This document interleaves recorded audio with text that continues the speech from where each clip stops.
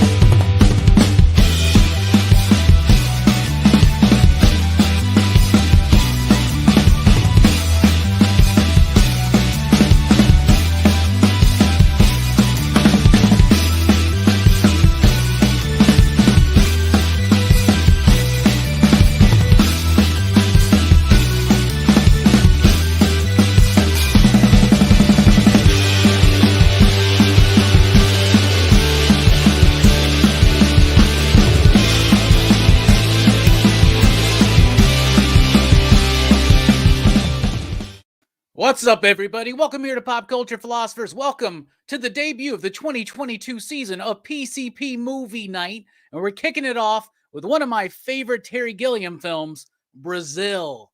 This was a movie that came out, made some noise, let's just say that, because it was contested how this film would be released or how it would be cut down or edited and all kinds of things going on behind the scenes.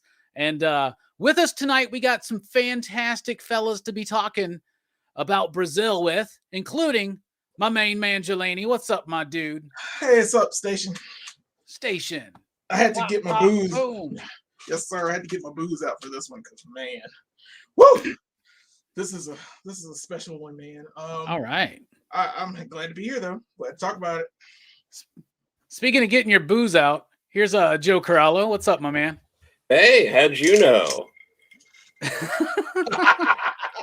You're preparing as well. Yeah, and just remember, folks, suspicion breeds confidence. That is true. Yeah, it does. Yeah. I've heard that somewhere. Speaking of suspicion, it's Brian. What's up, Brian? Hello. I don't know. Station, glad to be here. Glad to have you here, buddy. Now, I'd like 2 eggs over hard. There was a delay in that one. I thought that was going to happen before y'all even showed up. Yeah, I forgot that it was there, and when it happened before, I actually thought I was clicking the intro. So, but yeah, but you know, it happens. And also, we got Brooks here. What's up, Brooks? Well, yeah, man. All right, Brooks is here to talk Brazil. All right, well, this PCP Movie Night for 2022. We got a great lineup for this year, and I could not be more excited to kick it off with Brazil. I love this film. I loved it when I first watched it, which was like in the early 2000s. Yeah. Like a dude let me borrow his Criterion DVD set where there was like a 3-disc set. It had both versions of the film and everything. I've recently picked that up on Blu-ray. Probably one of the reasons why I picked this one. I was like, you know what? I bought it this year. We should watch it. And I loved the film then, and I've seen it one time since then. So it's something I really need to dive more and more back into. Unfortunately, I think I've seen like Fear and Loathing and 12 Monkeys and those films more than this one. Mm-hmm. But this isn't just like I don't know, man. I don't know if I can just like throw it like Dylan and just pop it on at any time or whatever. But I love the film. I love what it says. And every time I watch it, it resonates with me. So it's definitely one that I got to put more into the rotation. So this was a great revisit for me. It came out in 1985. Terry Gilliam, of course. He came up with the ideas pretty early. He had just had Time Bandits was kind of a success. So he was able to do this movie, very ambitious, I think. And then when they were going to release the film, it was 142 minutes long. It had a really not happy ending. And the producer at Universal didn't like that. And it caused all this stuff like Gilliam took like an ad out in Variety to be like, when are you going to release my movie or something like that? So it became this whole like thing in the public about getting this movie released in the way that Gilliam wanted it to be, which has finally happened now with the Criterion. We can see it, you know, to our heart's content. Jelani, I want to know, what did you think about it overall on your revisit? Wow.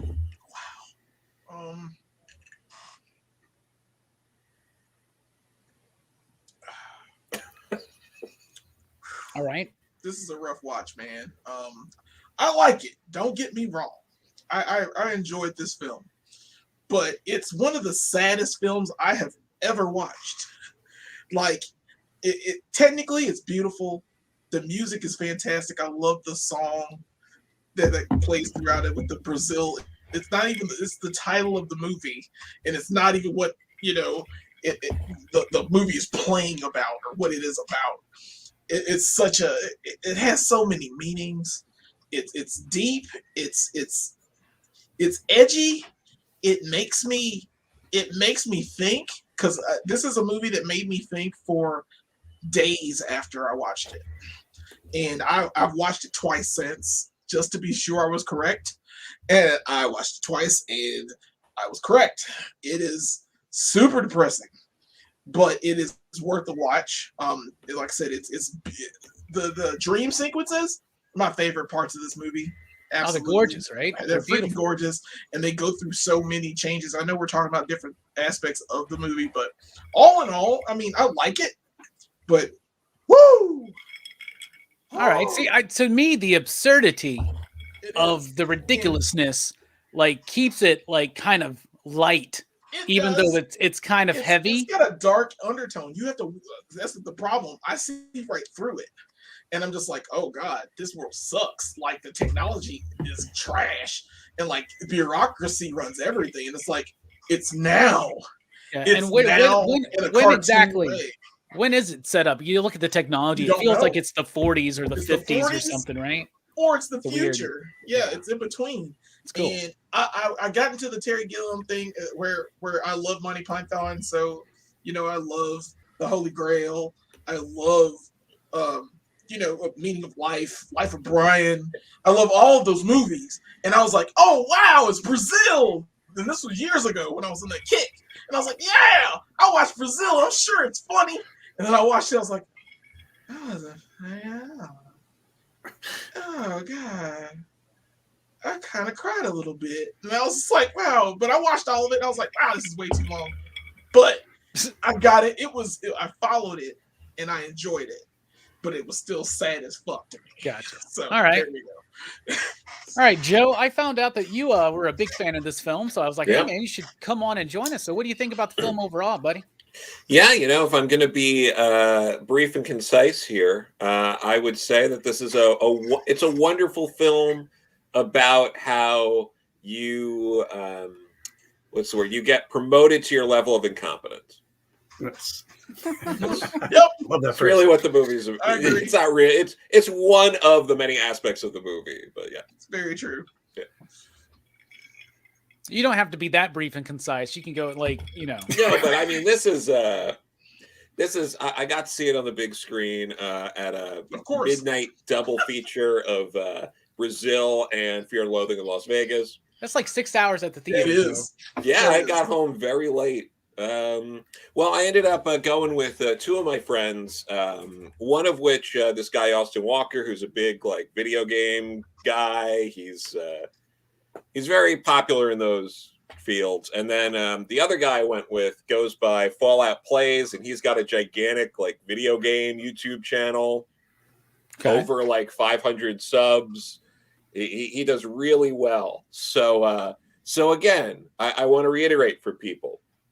Hang out with me, and you're going to get way more successful than me. Just do that. That's your key.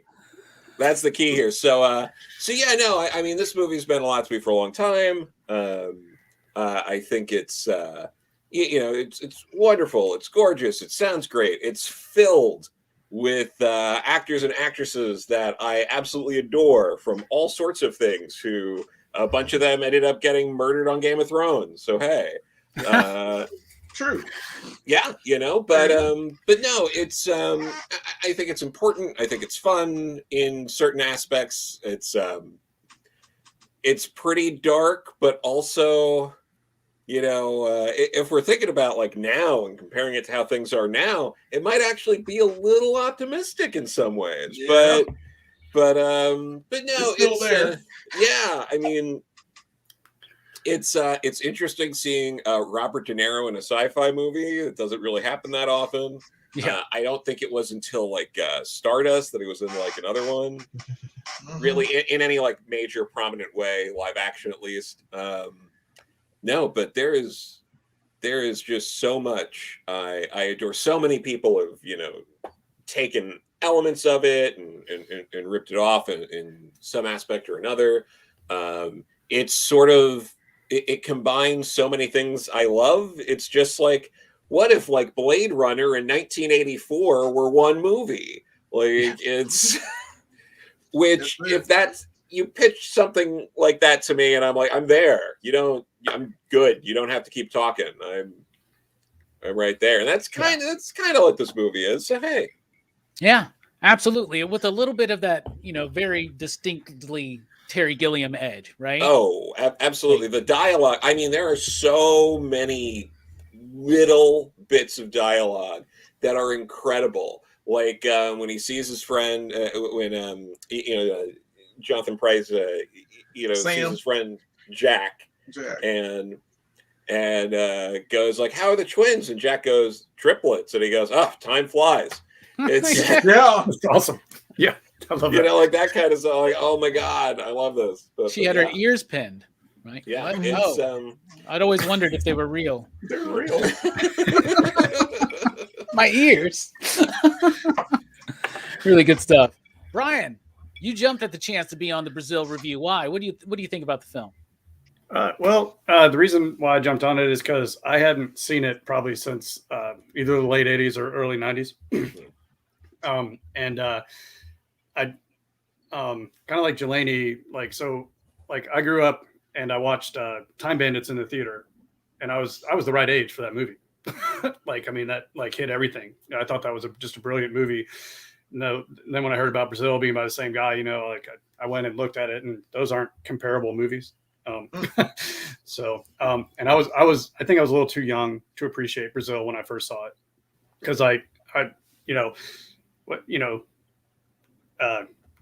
totalitarian governments and bureaucracy and all that other stuff doesn't really hit until you've experienced some of those things and everything. But I did I do remember the fantasy sequences and stuff, but one of the only main things I remember from back when I saw it before was that I think her name's Catherine Hellman. Just the facial, the who's the boss, the plastic, plastic surgery kind of stuff. Those scenes, those are the only ones I kind of remembered. So that's part of why I did it. And man, I absolutely loved it.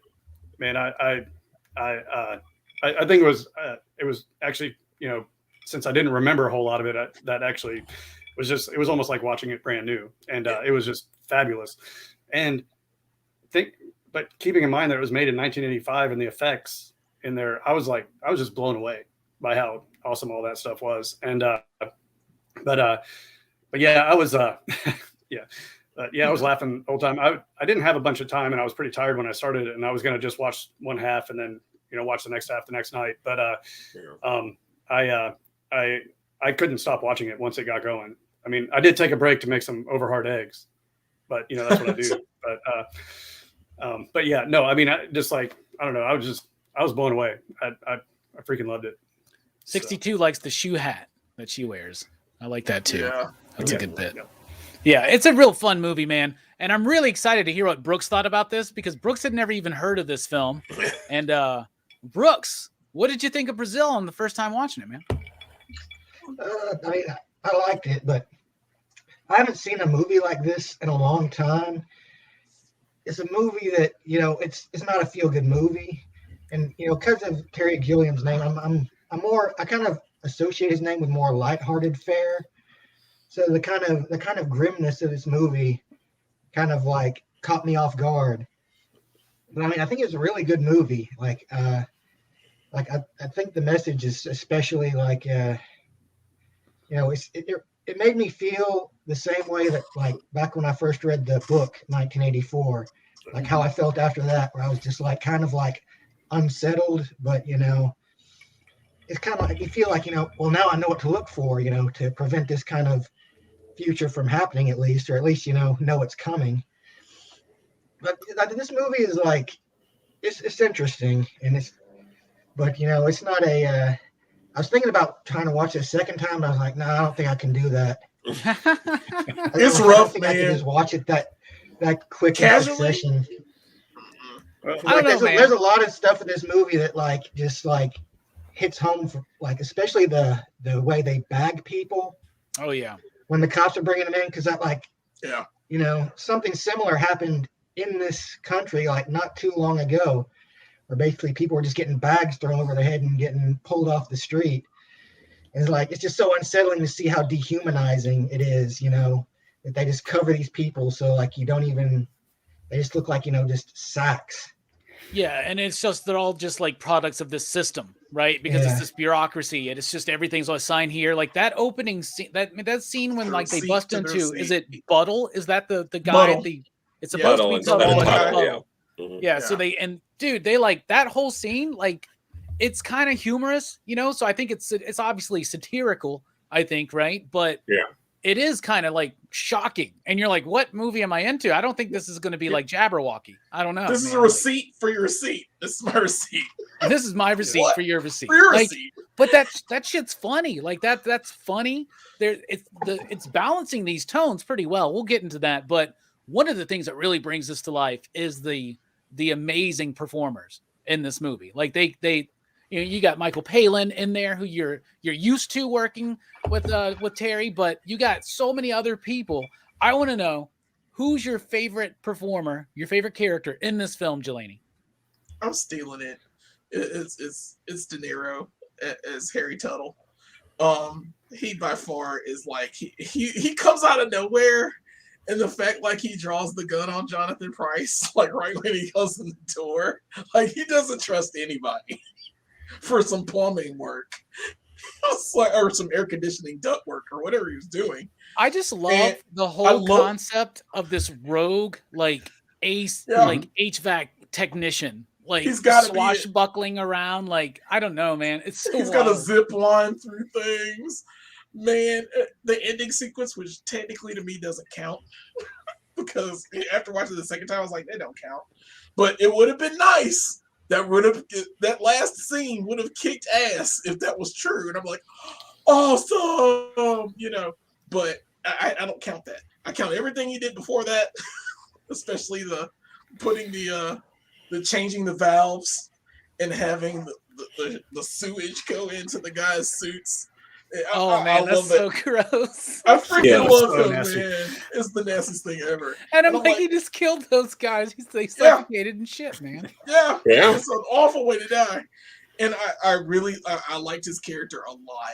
I don't know at first, and when I saw it the second time, I was like, "That's Robert De Niro." I didn't remember Robert De Niro was in this, and it was weird to see him thrown off kind of in this sort of Monty Python dark humor, Terry Gilliam kind of situation that he's in. And I'm like, he found De Niro. They must have like had a ton of money to get like the people, the star power they had. Mhm. I'm sure They did made not it for do like well at 15 the box million. office. God, well, that's like big money in the 80s. That's big money. So I'm sure they got De Niro like what? Probably be Raging bigger. Bull. Yeah, but De Probably Niro's Raging great in Bull the or film something. because of the way he's But like I love him. the way he's delivering like the comedic timing, right, is really really Yeah. good. Like he's really is great in on the it. film. What about you, Joe? What's a performance you want to highlight?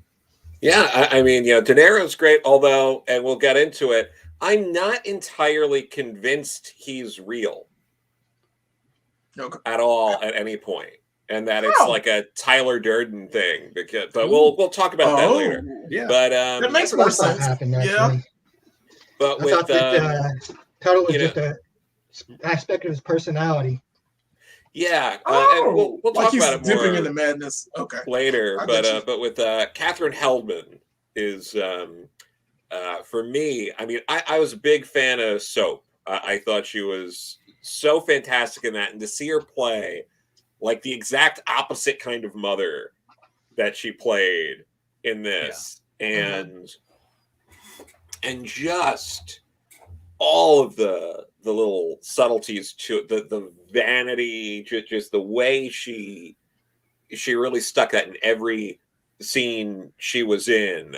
Just this character who, her son's like, and it all makes sense. It all adds to everything. Like nothing's wasted. There's no scene that you can really cut in this movie. And even the scenes, like when he's like talking to her and he's like, I don't want the promotion, I don't want this. And she's like, you're not happy. You're not doing this. That, like, you're going to take that promotion because you're not happy. And I know what's right for you. And as the movie progresses, kind of getting to this point of like, she's really awful, but she also might have been partially right.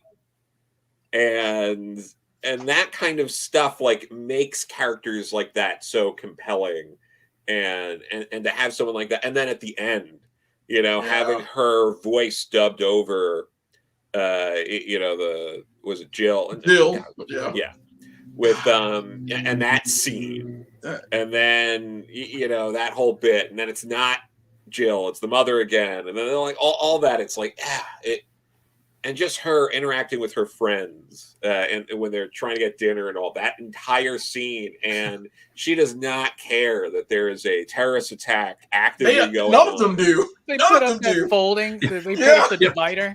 They just want to ignore it, right? Yeah. It's my lunch break. Just want to ignore it. Yep. It is so fantastic. And she delivers it so well. And again, seeing that progress of like, she looks awful in everything, like putting the plastic on her face, and then later you know, they don't put like the old age sort of makeup on, and she does look better. Like all of that stuff is just so well done in this movie, because I can see someone, you know, seeing it for the first time being like, oh, why they put her in that like awful old age makeup, and then it's like, oh, I get it. Okay. And the whole character is built on her image. She's like a hollow character, like she's all surface, you know. That character in Doctor Who reminded me. Cassandra moisturize me. Moisturize me. I was thinking the exact. I'm sure they ripped that that's off where it's from. From this, and I love her weird style. She's always wearing some kind of like boot on her head. Yes, it's like it's just fantastic. She has very clear, odd quirks, but she plays it as if she's like the most normal person to have ever existed. Yeah. Well, in this one, she probably is. Yeah, and I love that kind of character who's just like clearly not right in a lot of ways, but is also like, you know, oh, clearly I'm right and doing everything right. And her sort of caring about her son as it pertains to her. Yeah. And how, you know, she wants him to get a promotion, do these things because it will make her look better. Yeah. Like it's, I love that. And their relationship is so interesting, even though they don't play it up that much. There's only so much time to dwell on that on the movie. It's this weird sort of situation where he's got that like passive, like, yeah, of course I love my mother, but I kind of want to deal with her. But I deal with her when I have, like, it was really complex and interesting without over explaining. Yeah. Hell yeah. And just such a memorable moment too. Like even like the first time you watch this movie, especially when you're younger, that's something, she's a character that stands out, you know, that you remember about it. What about you, Brian? It's a character you want to highlight? I'll go with Sam Lowry, the Jonathan Pryce. I thought he delivered, and it's really solid performance. I mean, he was, you know, bewildered at times, which these are bewildering situations, right? You know, I mean, and you know, but then it's like after he gets to a certain point, he accepts it. That was it. You know what I mean? Like this is really happening, and these dreams, you know, and all these things. So like, I don't know. I thought that transformation was really good. But yeah, I just thought he nailed that. But yeah, I did also really like De Niro in that too. So I wasn't, that was my first backup. Second backup was Bob Hoskins. I mean, he just stressed me out every time. He's basically playing Wario in this one, right? Yeah. He's playing a better Mario in this than he does in Super Mario Brothers. That's true. Which, in case y'all forgot, next week, Super Mario Brothers, everybody. Very excited. Nice. Good lead in for that, huh? Yeah. I figured that might pop up. No, but he does a great job, and I love that in his fantasy world, he's like the lead singer of Duran Duran or some shit. Yep. Like, I don't, it's just like, it's really cool. And dude, those scenes look amazing.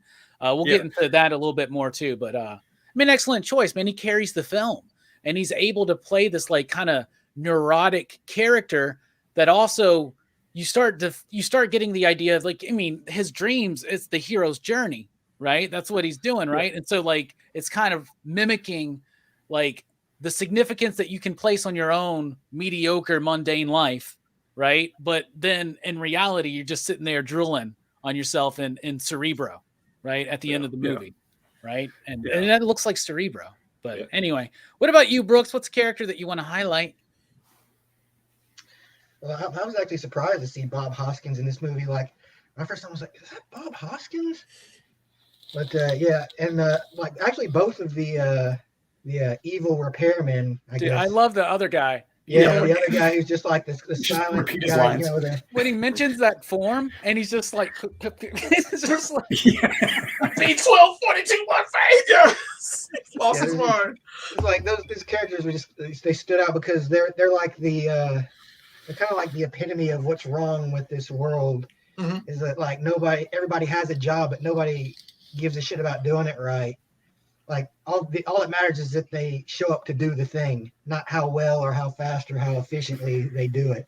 Yeah. And like he gets pissed off that somebody like did his job ahead of him. Was like, I came all this way and like I don't even get to pretend to do anything. And it's so funny because he shows up later and he basically wrecks dude's living space just out of petty spite. Yeah, and like, and the other guy, he's just kind of in the background, like going around doing stuff, But yeah, I think those two stood out the most to me out of any other characters in this movie. I did like the mother character a lot too, though. I thought she was interesting in her, and how absolutely shallow she was. Yeah, and I like the mother's friend too, who just keeps getting worse and worse, and she's just in denial about it. Yeah. My complications have complications. Yeah, I saw that she decomposed pretty quickly. Like even this whole system that runs this world doesn't even care about the people at the top. Like they can die just as like, and nobody gives and people give about as much of a shit as like a guy who gets bagged and has a heart attack being interrogated. Yeah.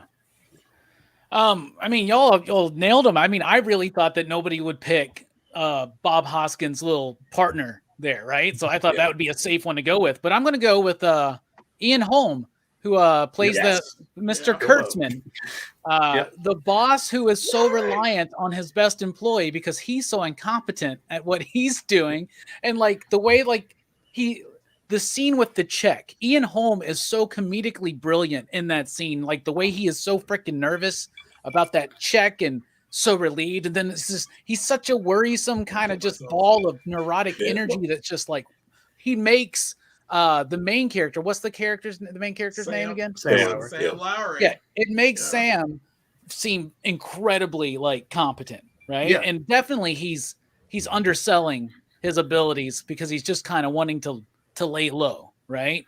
But he's a dreamer, right? Well, anyway. What about the intro scene for Kurtzman? Because like I thought that was one of the like more brilliant scenes where it takes you through the building, it takes you through that long hallway, and you're just seeing all this bustling activity and everything like that. It just slams into his office door, I mean, that was a really long, really cool scene. I love the whole Casablanca bit too, where they keep watching the movie and he's just like, how are they doing this? All right, let's talk about the style and structure of the film. And here we can talk about the special effects and the way it was edited, right? Because I like it. I mean, Jillian, you mentioned it is a long film. It's like 2 hours, 20 something minutes, right? But like Joe said, I don't think that there's much you can take out of it, right? Yeah. And that's what Terry felt when he was putting the movie together. They hired another editor to cut down the movie. And there's an hour and a half version of the film called the Love Conquers All version that basically cuts out like the second act, and it ends on a very happy note. Like he gets the girl and dun dun dun dun, and that's very unfortunate, right? And there's this big contentious thing about getting it released. Yeah, and then Terry Gilliam's like out there trying to show it to like film schools and shit, and he's not legally allowed to do that. And then there's all this. I mean, it was a very public kind of dispute, right? But then it became a cult, favorite, right? And it has the impact that it has today.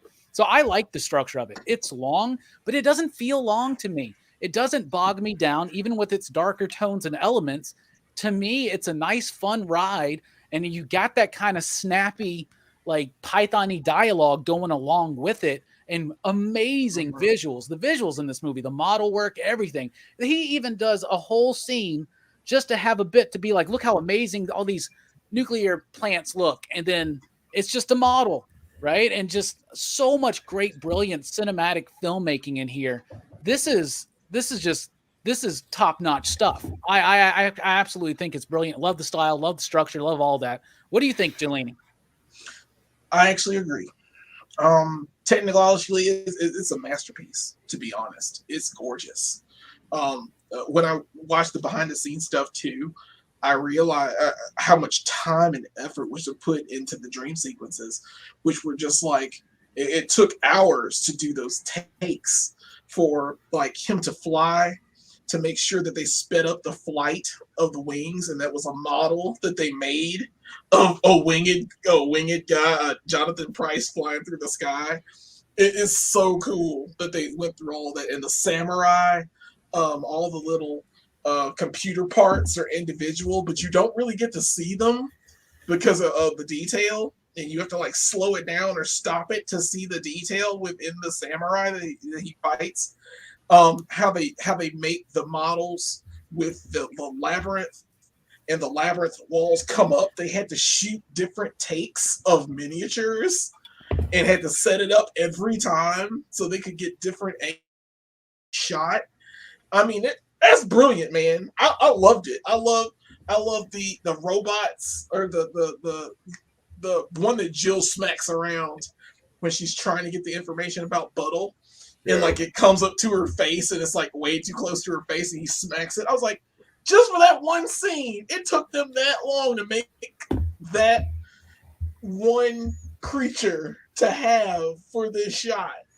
It was so, I mean, it's painstaking how beautiful it is, and how many layers of how much time they put into each scene for this. I mean, and I get it. The style it feels long to me, because I know the outcome. It's because I'm one of those people that loves the love story. I love the love story. And if you tell me a good love story, like, this is how random this is going to be, a little offside. When I was a kid, I watched this MTV soap opera that they had. They had these little short soap operas, and they split them into different parts. I can't remember the name of them. But they had this one where this guy falls in love with this girl, and they have the father's not happy and all this other stuff. I can't remember the real plot of it, but I just remember the love story between the guy and the girl, and they go from one story to another story. And I just watched the entire season just to see that one love story play out, because I love the love story. And in this film, I was like, I bought it. He sees this girl in his dreams. He finally sees her in real life. Maybe he manifested her. I don't know. But he sees this girl. He finds a way to get to her by extraordinary means, and by his own incompetence, he gets promoted, which he really shouldn't have done. He probably should have just asked around. But then he finds this girl. He gets her in a lot of trouble by his own stupidity. And then he finally finds a way to get to the place where he is, to kill her off so they don't try to find her. And then he gets her. And I'm like, oh, this is great. I love this story. And I hadn't seen it in years, and I forgot what happens. And then they come through the ceiling. And I'm like, shit! I forgot all about this. And it sank me, because I knew what happened next, and I was just like, "Oh, that's why it's depressing to me." Gotcha. More than most things, because I love the love story, and he subverted me. Do you like love stories? I love love stories. I love romantic. I've heard a rumor. Real quick, Roger Pratt was the cinematographer. I wanted to point him out because he's done a lot of work with Terry Gilliam, including it's shot brilliant.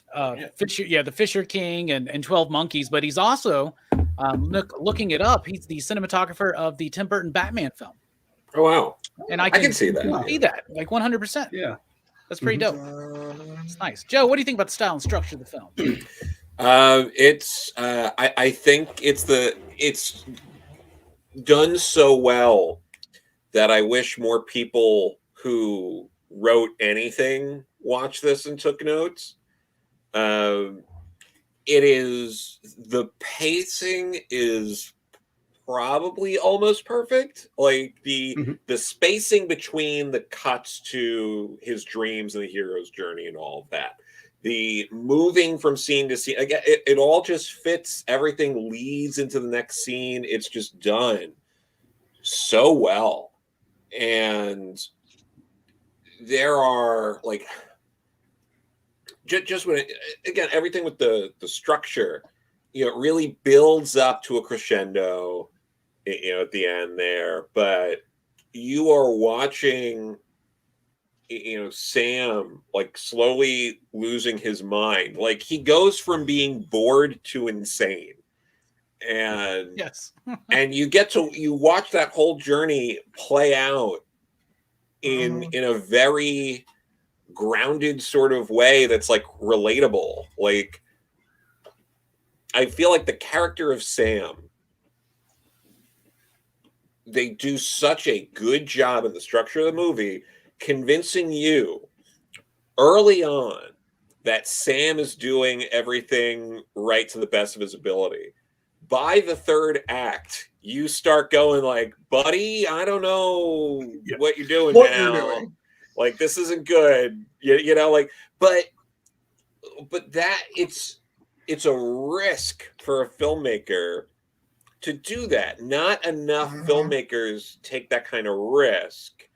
Usually they do it in a way where they like, pat you on the back and assure you, like, don't worry, this guy seems like he's crazy now, but it's all going to like work out. But you don't have those assurances here in the structure. And also part of why, again, more people need to like watch this and take notes is how, despite the fact that it's fairly long, even though it's shorter than like almost every Marvel movie, it's yeah, right. I mean, it's Spider-Man was longer than this shit. Yeah, absolutely. But despite all that, there's it is concise in its message. It does not meander. It like Terry Gilliam, when putting this movie together, pushes back all those impulses to be like, oh, let's explain this, let's explain that. There is no elaboration on why there is the terrorism going on. They don't put a face. It's never on resolved. It. Yeah, because that's not the story. It's a backdrop to the story, but lesser creators are too tempted by that kind of stuff. She would have been part of the. She would have been part of the resistance and like luring him in. It would have been very Demolition Man. Yeah, no, it's like very like hacky kind of people would have just done that. Like your Michael Bays and your and so forth would have just been like, oh, well, she's part of the resistance. He's trying to get her, he's trying to save her, and then he becomes part of the resistance. Like they're like fighting against this bureaucracy, and there's these terrorists and these people going against it, but they have nothing to do with that. They're like, and that's brilliant. And so it's so rare to see this. And I imagine if anyone tried to remake this, they would be incompetent assholes and do something like that. Yes, 100%. Like there'd be like a scroll to open to tell you what's happening. Yeah, no, there would be so much like, how can you make a movie the like year this? is 1979. Yeah, it would be a lot of like literally just it would be bludgeoning your audience to death with what's going on. And this movie, like, I love movies that treat you like maybe you're not the dumbest sack of shit that's ever walked on the face of the earth. And I like that. And that structure and the writing really lends itself to being like, you're probably intelligent enough to kind of figure this out. And if you're not, you won't watch it again and you won't bother us about it. So great. Yeah. Especially back then. It was, yeah, there you Yeah. go. I love it.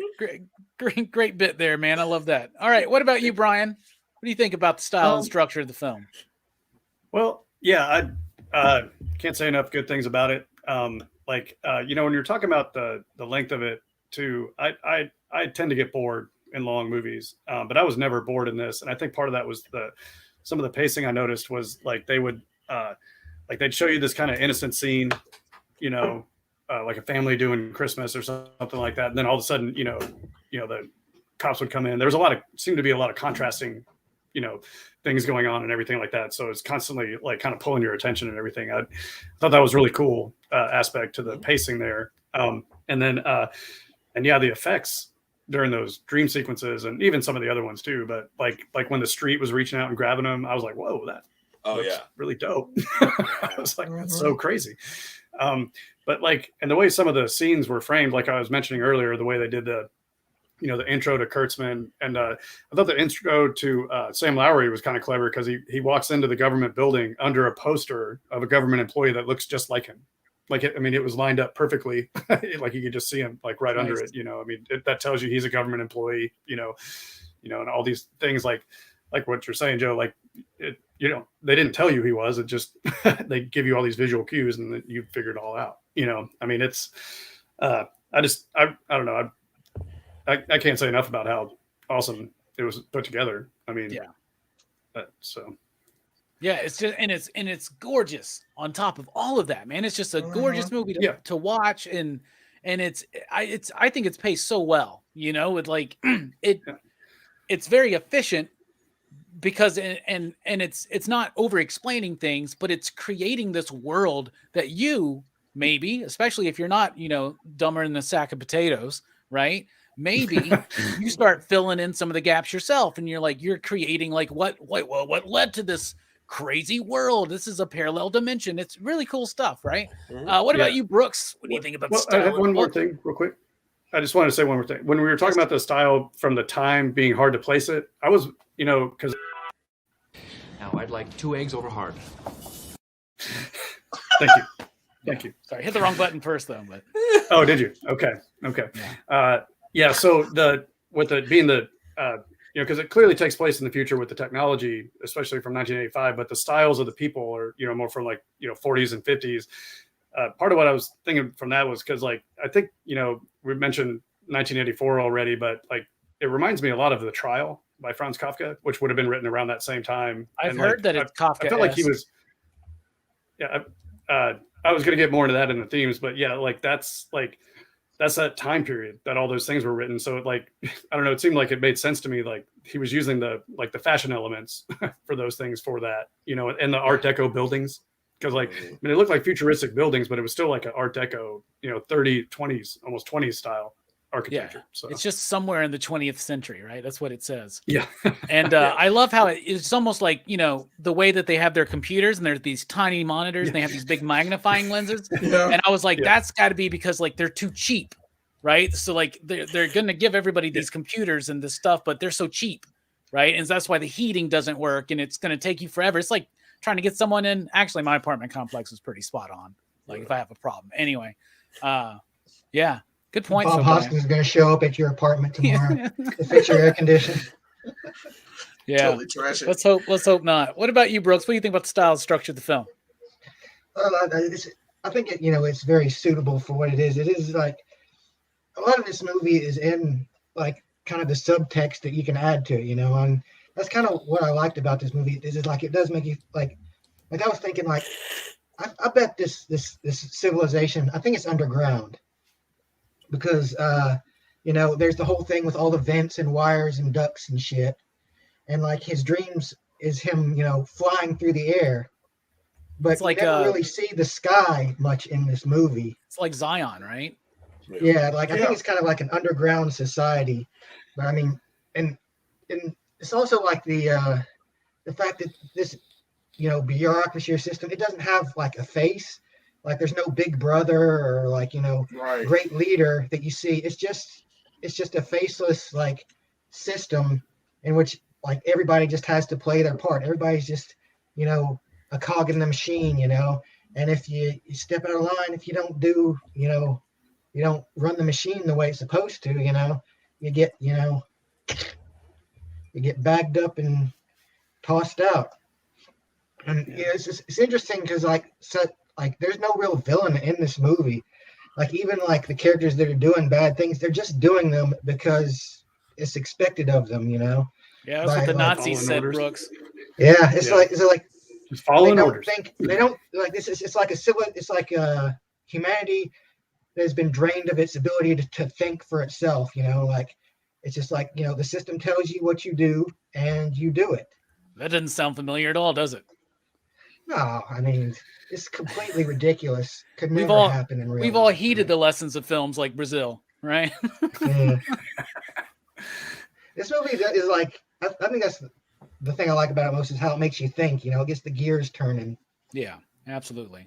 And 62 is right. The only thing missing in this movie is the Monty Python building pirates. Yeah. Like that would be great. If that scene someone should do a cut of this film, just make it a little bit longer and just splice that right in there randomly. I think that would work. All right.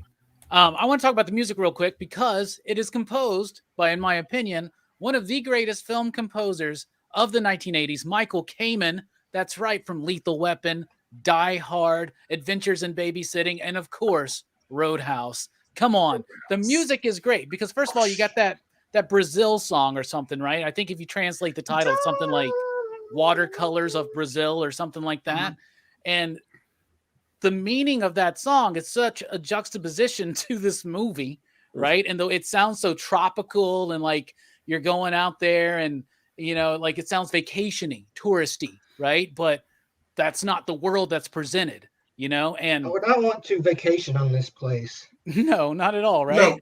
No. And I love how Michael Kamen's in the score is using those thematic elements from that Brazil song. And it really feels kind of very like 40s, right? It feels like a 40s noir type thing, but also futuristic and retro. And I just love that whole style. I think the music really, really accentuates that. What do you think about the music, Jelani?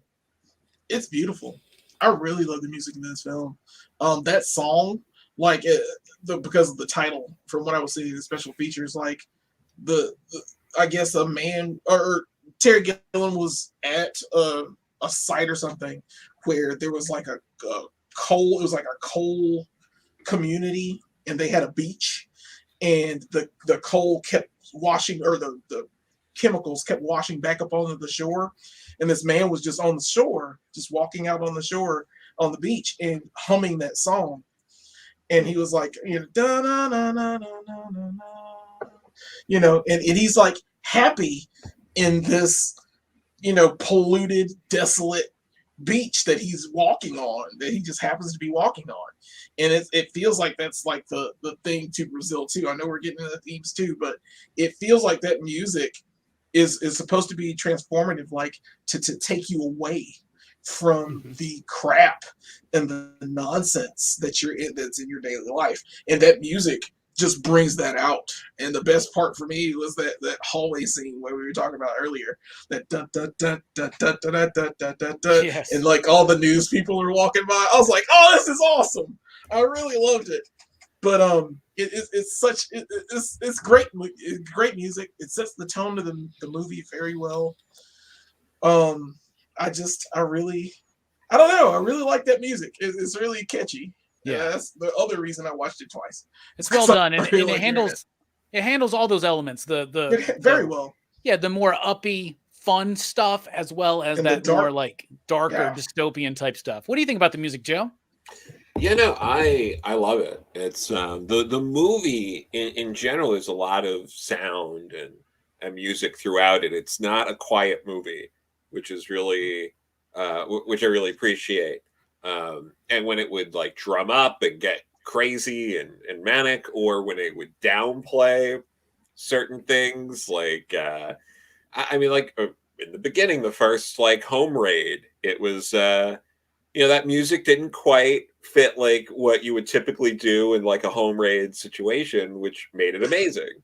Yeah. When things get really manic, when Robert De Niro gets covered in newspapers and disappears, like that's That's such a great scene. And again, the music really accentuates it. When it's quiet, it's usually because something really horrible is happening, like towards the end when all of it stops and it's like boom, and you're just there with him in the chair, and it's like, oh God, this is nightmarish. But no, the score and everything about it, and like you were saying, with keeping the theme to the song Brazil, it's just it's great. It really feels like it adds to that feeling in the movie that like you're sort of with Sam, like the music feels like where you want to be, and and Sam's like trying to like get where that is. Like that's kind of what I get out of it. Nice, nicely put. What about you, Brian? What do you think? Well, I mean, it's kind of like Nirvana, right? That quiet then loud thing. That was actually one of the things I thought at the beginning, because we had back-to-back sections where it was like a quiet, innocent looking scene, then then the bomb blows off, and because like it starts off with this ad for your ducks, which I thought the ducks was very interesting. Different colored ducks to match your apartment, and then you find out that everybody has them prominently in their apartment. They're like obsessed with ducks in this society. Yeah. Well, their HVAC systems, you go behind the panel and there's way too many tubes for what you would need for HVAC system. It's awesome. But yeah, it was, the music was just, I mean, so effective.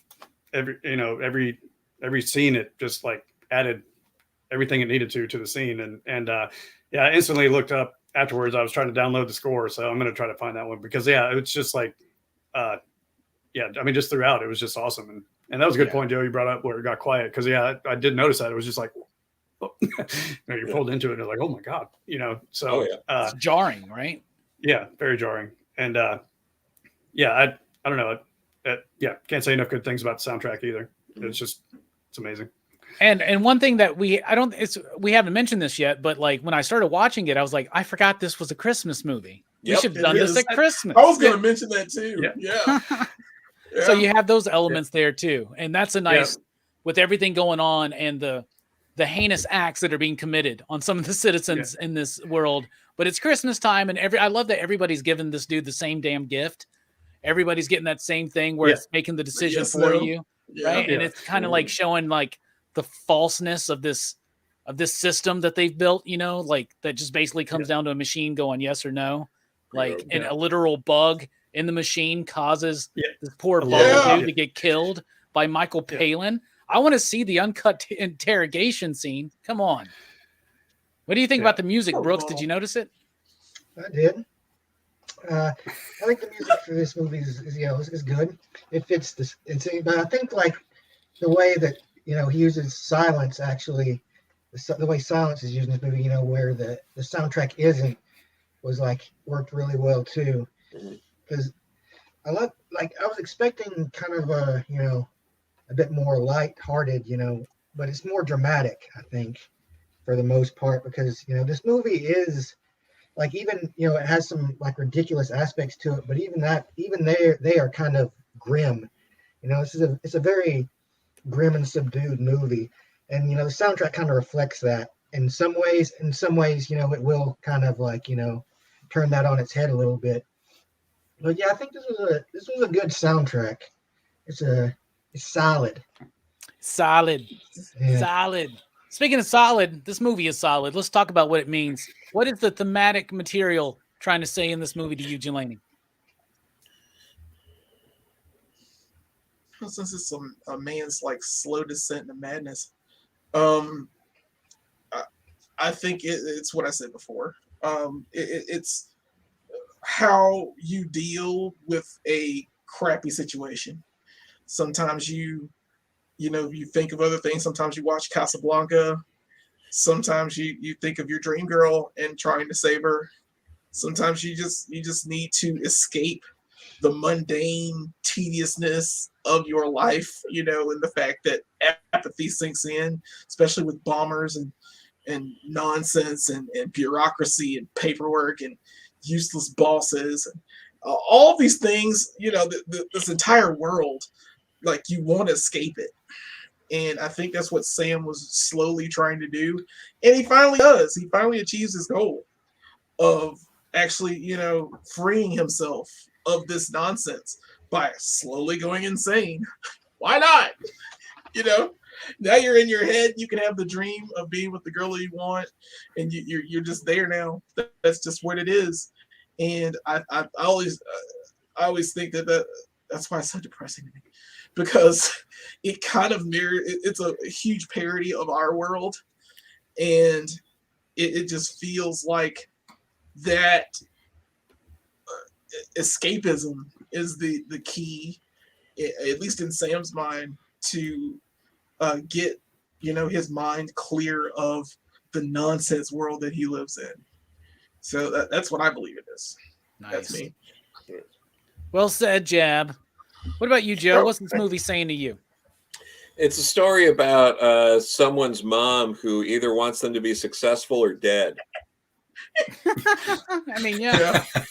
Pretty much. I mean, but yeah, but it is interesting in that sort of element. It really is a story about perceived success, and it really does hone in on multiple characters on that whole concept of you rise to the level of your incompetence, which obviously the Ian Holmes character is like really the personification of that we go back to. But yeah, it's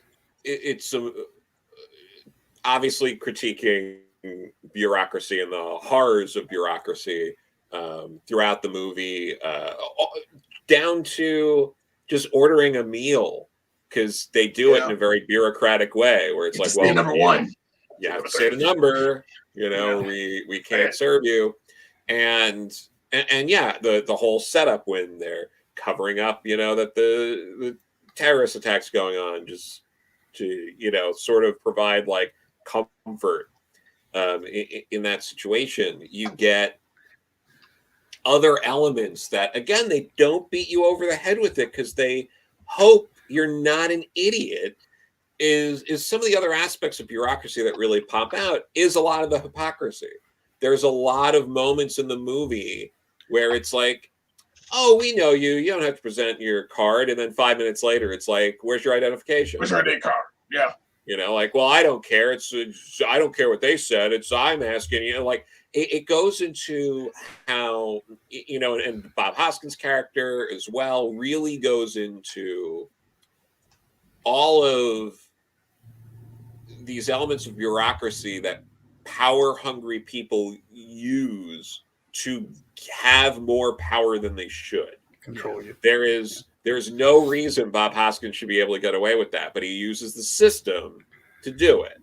And it's about how it's the more entrenched you get in it, the worse it ends up being for you. It's like, Sam's life was way better when he stayed out of it. And as soon as he got in the thick of it is when, got really bad for him. When Jill let herself get caught up in that was bad for her. But you see those elements of it. You see how flippant everyone is about sort of bureaucracy and things like that. It's like, yeah, people die, but not that's a counting error. That's this error. That's that. Bureaucracy is shown here as setting up excuses for people, because it's all about excuses and covering your ass. It's all about, how do we have to prevent this from making us look bad? That's Ian Holmes' whole thing throughout the movie, is just they're trying to make us look bad by making us do work. What can we do to not have to deal with this? Yeah. It was no one cared that the guy died. They were just like, oh, if we don't do something with this check and they come tomorrow, they see we still have the check, that's going to be a problem. And juxtaposing that to people's like really visceral reactions to the point where they're just like screaming into the void, where, you know, we see, is it Buttle's wife is basically, but that's what Sam becomes by the end of the movie. So he's like he's basically confronting himself towards the end of like Act 1, beginning of Act 2 there, before he goes through it. And you see this, you see Sam kind of be like, okay, it's fine. This is the system. This is what we do. Don't worry. I'll take care of that. And then and he's confronted by someone who's like, fuck your system. Like you like killed this guy. And you watch Sam turn into that over the course of it. But and the sad ultimate truth of that is it didn't help her and it didn't help him. They were both better off almost if they just took what the bureaucracy gave them. Mm-hmm. And it's a really interesting approach to all of that. And then you're seeing that, you see sort of the Jack character being that like a nice foil to Sam, because Jack's the one who's like, no, I get it, and I'm gonna live, damn it. I don't care what I have to do to survive in this system. I'm gonna survive in this system. And the movie does it in a way where they don't treat you like you're a dumbass. They never have that moment where Jack has that like confrontation with Sam, who's like, join me, Sam, and together we can rule the bureaucracy. They don't do that stuff. Yeah. They treat you like you're not an asshole, and I really appreciate that through the whole movie. And they set all these things up. There are moments in the movie where Sam had a choice, where he could have been the Ian Holmes character. He could have been Jack. He could have done what his mother wanted. He could have not done what any of them wanted and just buckled down and not let Jill distract him. But it was the Jill coming there and obsessing about it that really started to ruin him. And it's funny in that it's all him, because he's trying to find a way out. And he's using this like poor girl to try to find a way out, or to find this happiness. And like, she's not aware of his existence. She doesn't care. None of that. And even though she's trouble, clearly, because all this classified information, it just keeps tempting him more. And you get this like Robert De Niro character who's like sort of the Tyler Durden of the film, because he's not willing to do these things that break the system. But Robert De Niro's character is. But he doesn't make sense in the film structure. Like the way this bureaucracy works, someone like him couldn't operate.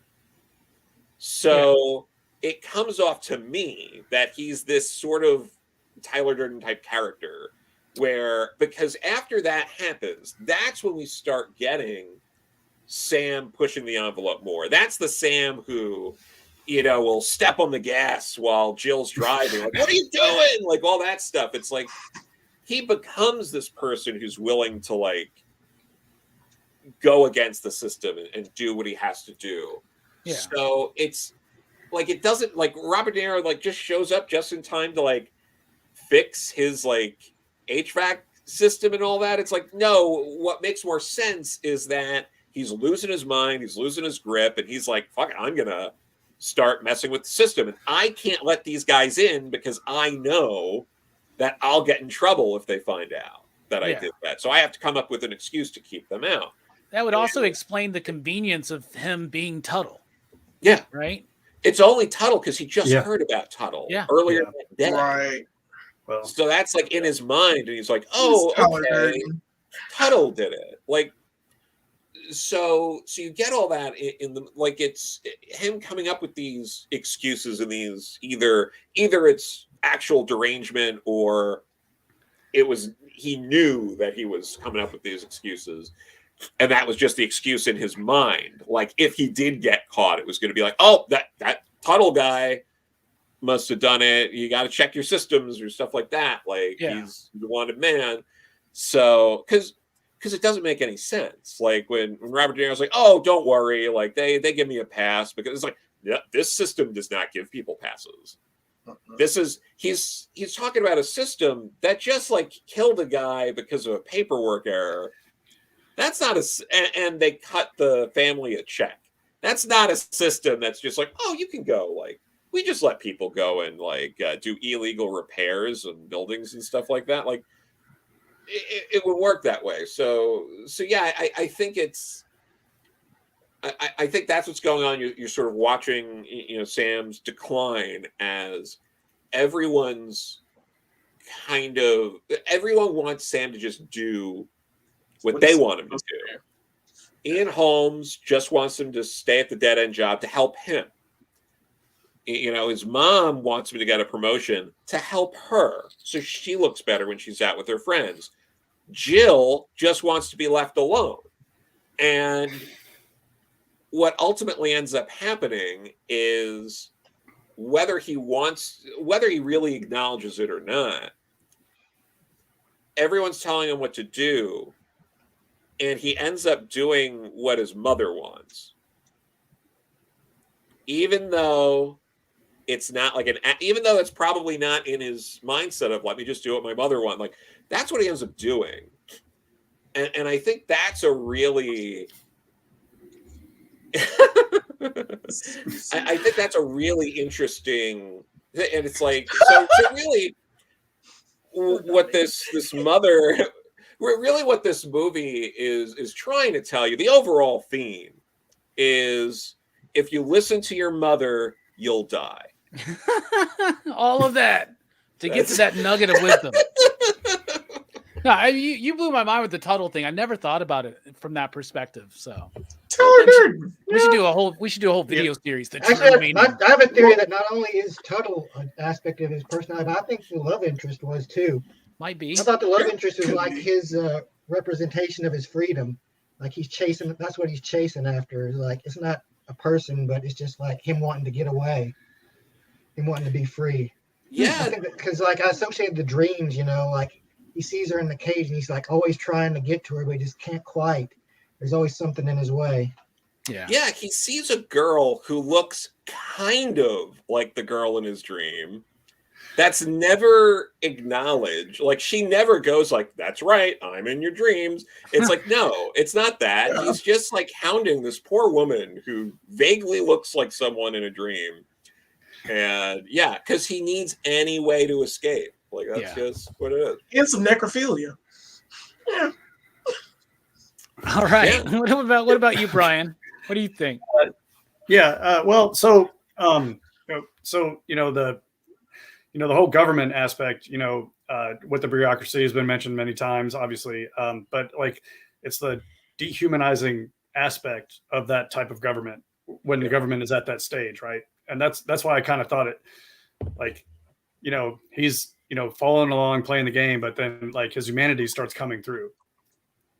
I mean, he's, he wants other things other than, going to work and going back to his apartment, and then being a tool for his mom, and things like that. And that it kind of seems like a natural reaction, to that type of government and everything like that, but one thing that made me think while I was watching it is like, it's the very definition of Orwellian.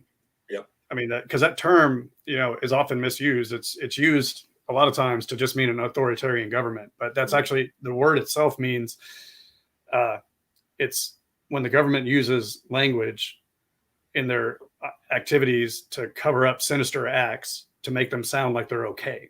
Like Michael Palin's group that he worked for, it was basically the Department of Torture, for lack of a better term, but it was called information retrieval. And, and then it had all these slogans like, like the, what is it? The suspicion breeds confidence, and there's so many others in there that were just brilliant, just like that. Like if anybody needs to understand what the word Orwellian means, just pop this movie on for 5 or 10 minutes. Yeah. It's double like, plus ungood. What's that? I was quoting 1984. I was like, it's double. It's was it double plus ungood? Yeah, there you go.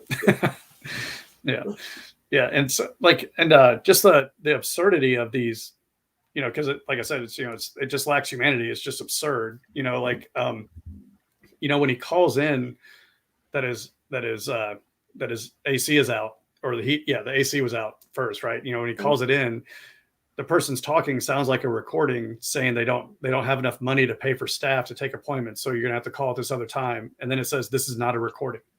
So they paid for somebody to tell them they can't pay for somebody to take his appointments. You know, I mean, it's just like, and then they recorded it.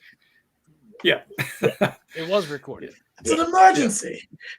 Yeah, but that's true. Yeah, then he brought it in. Yeah, so certain ways I thought it was a little prescient too, because like, you know, when they drive off into the sunset, the entire road, you know, it's this beautiful scene, but then the people driving in it can't see any of that because the entire road is just covered in billboards. You know, I mean, like the sides of the road were just billboards. I just like, I thought that was brilliant too, because that's kind of, I mean, obviously we don't have them that close to us, but I mean, I've definitely seen some billboards where I was like, you know, what's behind that is way cooler, you know? You know, so I don't know. And yeah, like the trial is similar too, by Franz Kafka. That's kind of, I don't know if anybody's read that, but basically the guy like gets arrested, and if I recall, I don't even think you know what he gets arrested for, but he just has to go through all these, you know, these insane, absurd bureaucratic channels and everything like that, which everybody can relate to, like when you know, call government services for anything. Yeah. You know, I mean, I've seen the movie, the Orson Welles movie with Anthony Perkins. I actually have that one in my collection, but I've never read the book. And there were moments of the trial and of Brazil that I think were in the first episode of Loki, if you think about it. Okay. Not saying that Loki is on the level but Loki is of Brazil, okay? I'm just saying, like, the opening bits at the time service or whatever. Anyway. Yeah. Anything else, Brian? Yeah. Was that it? Okay. Well, just it got me thinking about the Illuminatus trilogy too, because that's, and the reason why I bring in some of these up is I'm pretty sure Terry Gilliam would have you know, read these things, you know, and experienced these things, because like that's one of their main points in that is that you know, there's a religion they created that the writer Robert Anton Wilson and Carrie Thornley created, you know, called Discordianism, where they worship Eris. And one of the sections they talk about is the 5 stages of government, and the 4th stage is bureaucracy. Yeah, which precedes the aftermath. It's basically considered the last stage before everything just truly descends into chaos and everything like that. So I don't know. I thought it was a really powerful movie, and you know, just the individuals' reactions to these, you know, that's like they make sense to me. I mean, you know, going and saying like that. And when you brought it up with Tuttle being like the Tyler Durden thing, that made sense, because like when Bob Hoskins and the other guy show up at the door and the door's open, you know, and he's talking to him, you can clearly see him. Yeah. So like, how could Bob Hoskins and that other guy not see him? I mean, like, it was just, I mean, it was a dark room, but you could see somebody holding a gun. Yeah. You know, so. Absolutely. Nice. Yeah. Cool. Yeah. I want to rewatch it really soon. All right, Brooks, what about you? What do you think the movie's about? I think this movie is kind of about the danger of letting the status quo come before, you know, our humanity. Like, you know, the dehuman, like, the main character is like, I think the big part of his arc was, you know, realizing how dehumanizing his job is. Like, you know, because this guy that he's called a mistake, but, you know, and that's all it is to him. Like, he doesn't think, you know, this guy's dead until he's forced to confront the guy's family. Like, he has to, like, go to this woman whose husband is dead, and, like, you know, this son who's lost his father, and tell them, like, your husband's gone, here's a fucking piece of paper, basically. And, you know, that's, like, throughout the society, like, you know, that's a prevalent thing is, you know, these people, like, we don't know why these people are being sacked up and, you know, taken away. And like, we just know that, you know, apparently it's happening a lot, and everybody just kind of, you know, takes it as a matter of course. You know, that's how these kind of systems just keep getting to operate, is people are more concerned with maintaining the status quo than they are, you know, being good human beings, and that's kind of like, I think the crux of most of these kind of dystopian stories is like, what if humanity was the worst it could be? And like, that's what this situation is kind of, is like, there's people just not giving a shit about people that aren't, them, or, within their circle. Like, oh, they bagged up some stranger and took him away. Who gives a shit? I didn't know that guy. Like, I mean, like, you don't even have to look at him. The bag is like over their entire bodies. Yeah. Like, that's kind of the dehumanizing aspect, is like, it's not even a person anymore. It's just a sack with something in it, a vaguely human-shaped sack of something. And that was the original title for the film, by the way. Yeah, just sacks, vaguely shaped human sacks. Yeah. Sounds like a punk band name. Yeah, like one of the scenes, like, where that really kind of shined through, I think, was when he's being, when they capture him after, and he's in the van or whatever, and he's like looking at, they have the van with all the people in the sacks, and he's just like looking for her. Yeah. Mm-hmm. It was like, he's like, he doesn't give a shit that, these other guys are also, in trouble. Yeah. It's, it's something to think about, like this movie is how important humanity is to us, and Yeah, how it should be more important, This movie definitely gives us plenty to think about, right? And this is one of those occasions where I feel like I don't know if I have too much to add to what's already been spoken, but I'll try. Looking at it from a certain perspective, I think this movie is about imagination, and it's about dreams, okay? So Brazil is the second part of the Dreamer trilogy, or the Imagination trilogy with Time Bandits, into this one, into The Adventures of Baron von Munchausen, where it's about the dreamer as a kid, a man, and an old man, right? And so he's got this dream to soar, to fly, to have courage, to conquer his demons, and to like free, or to win the love of the princess or whatever. But that's like a representation of gathering something innocent, like regathering some kind of innocent vitality inside of us, right? Or something like that, right? So he wants to live this life, but he's denying it, right? So it's like imagination is amazing, and it can produce some of the most wonderful things, and you can almost design a life sometimes, right?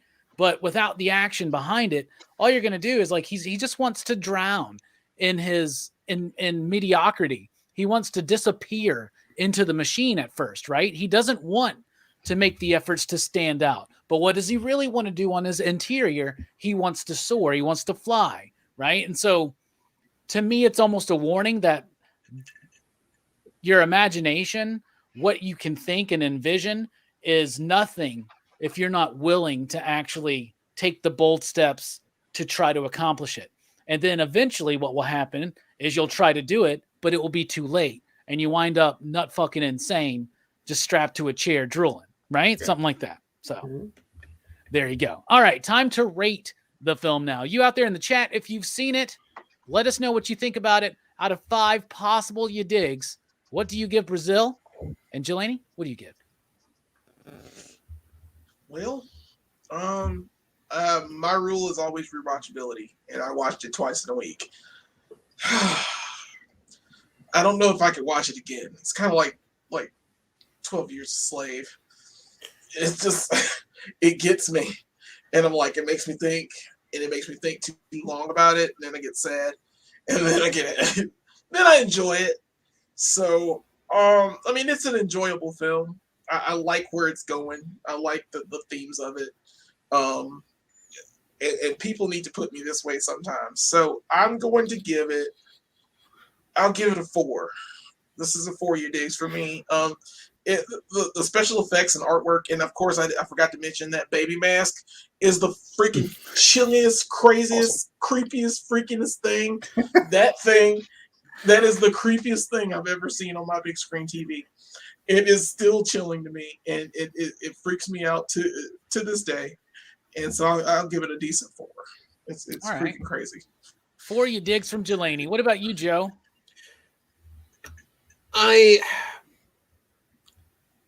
I don't think I can give it less than a 5. It's, for me,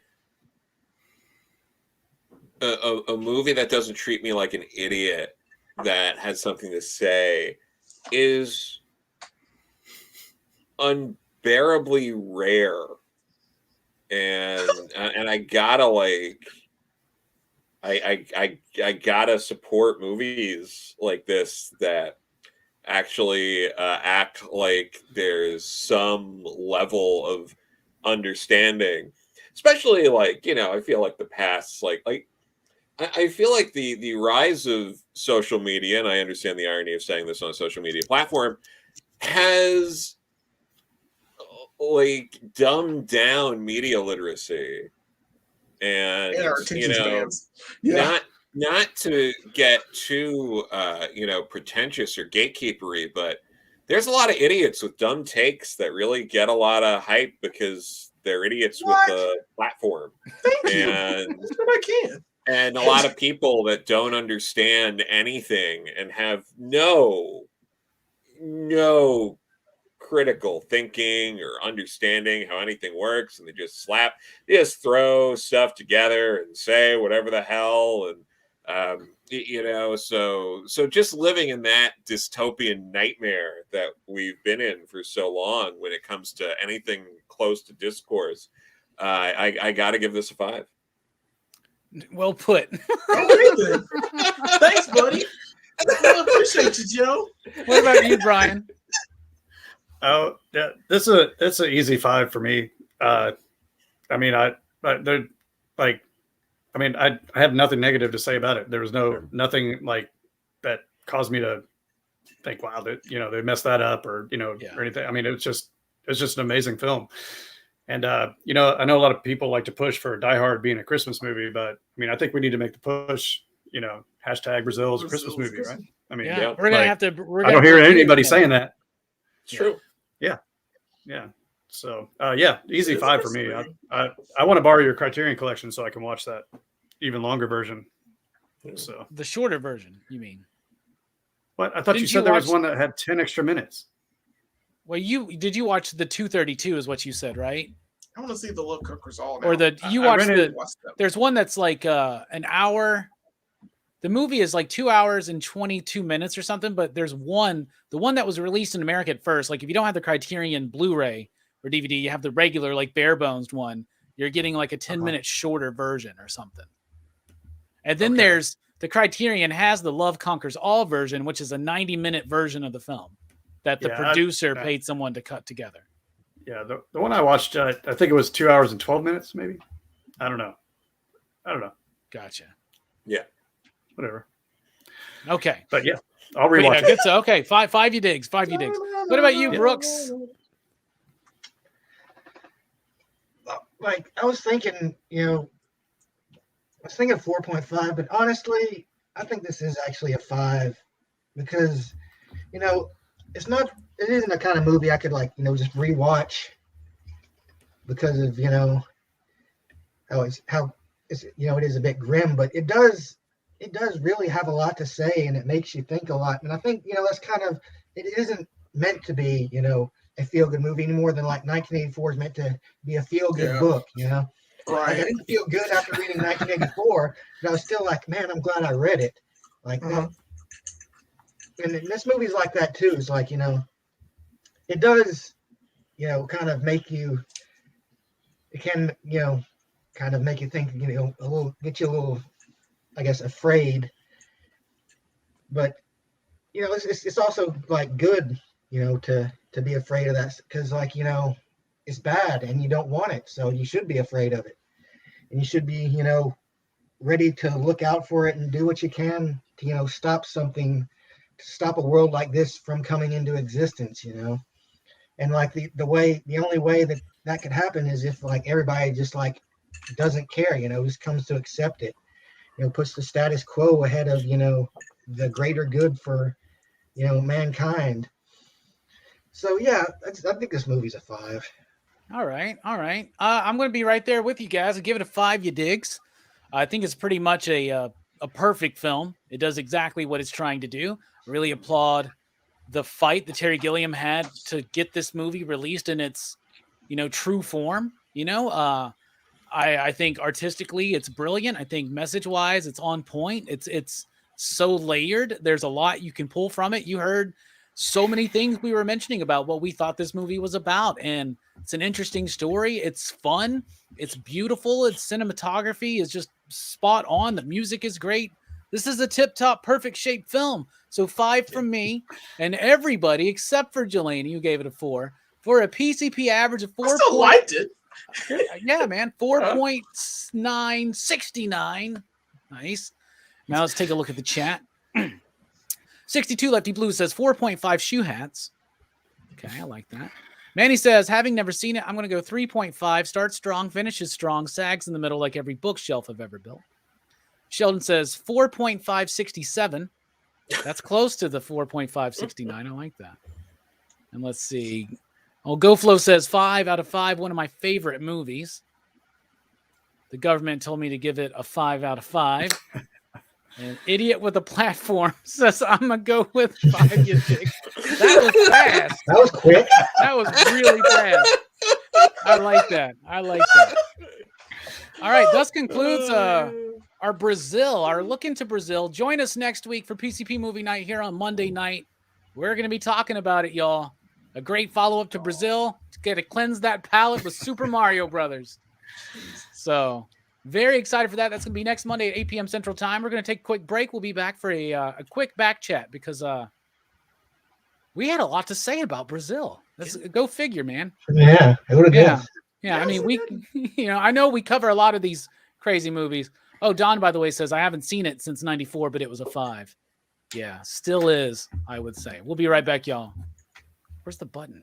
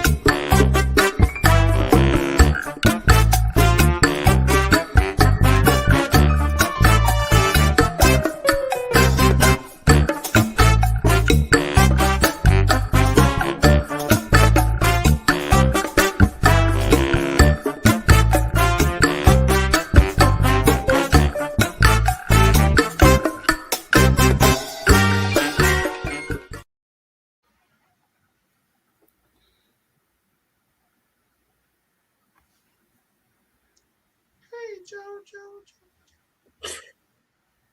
What you know?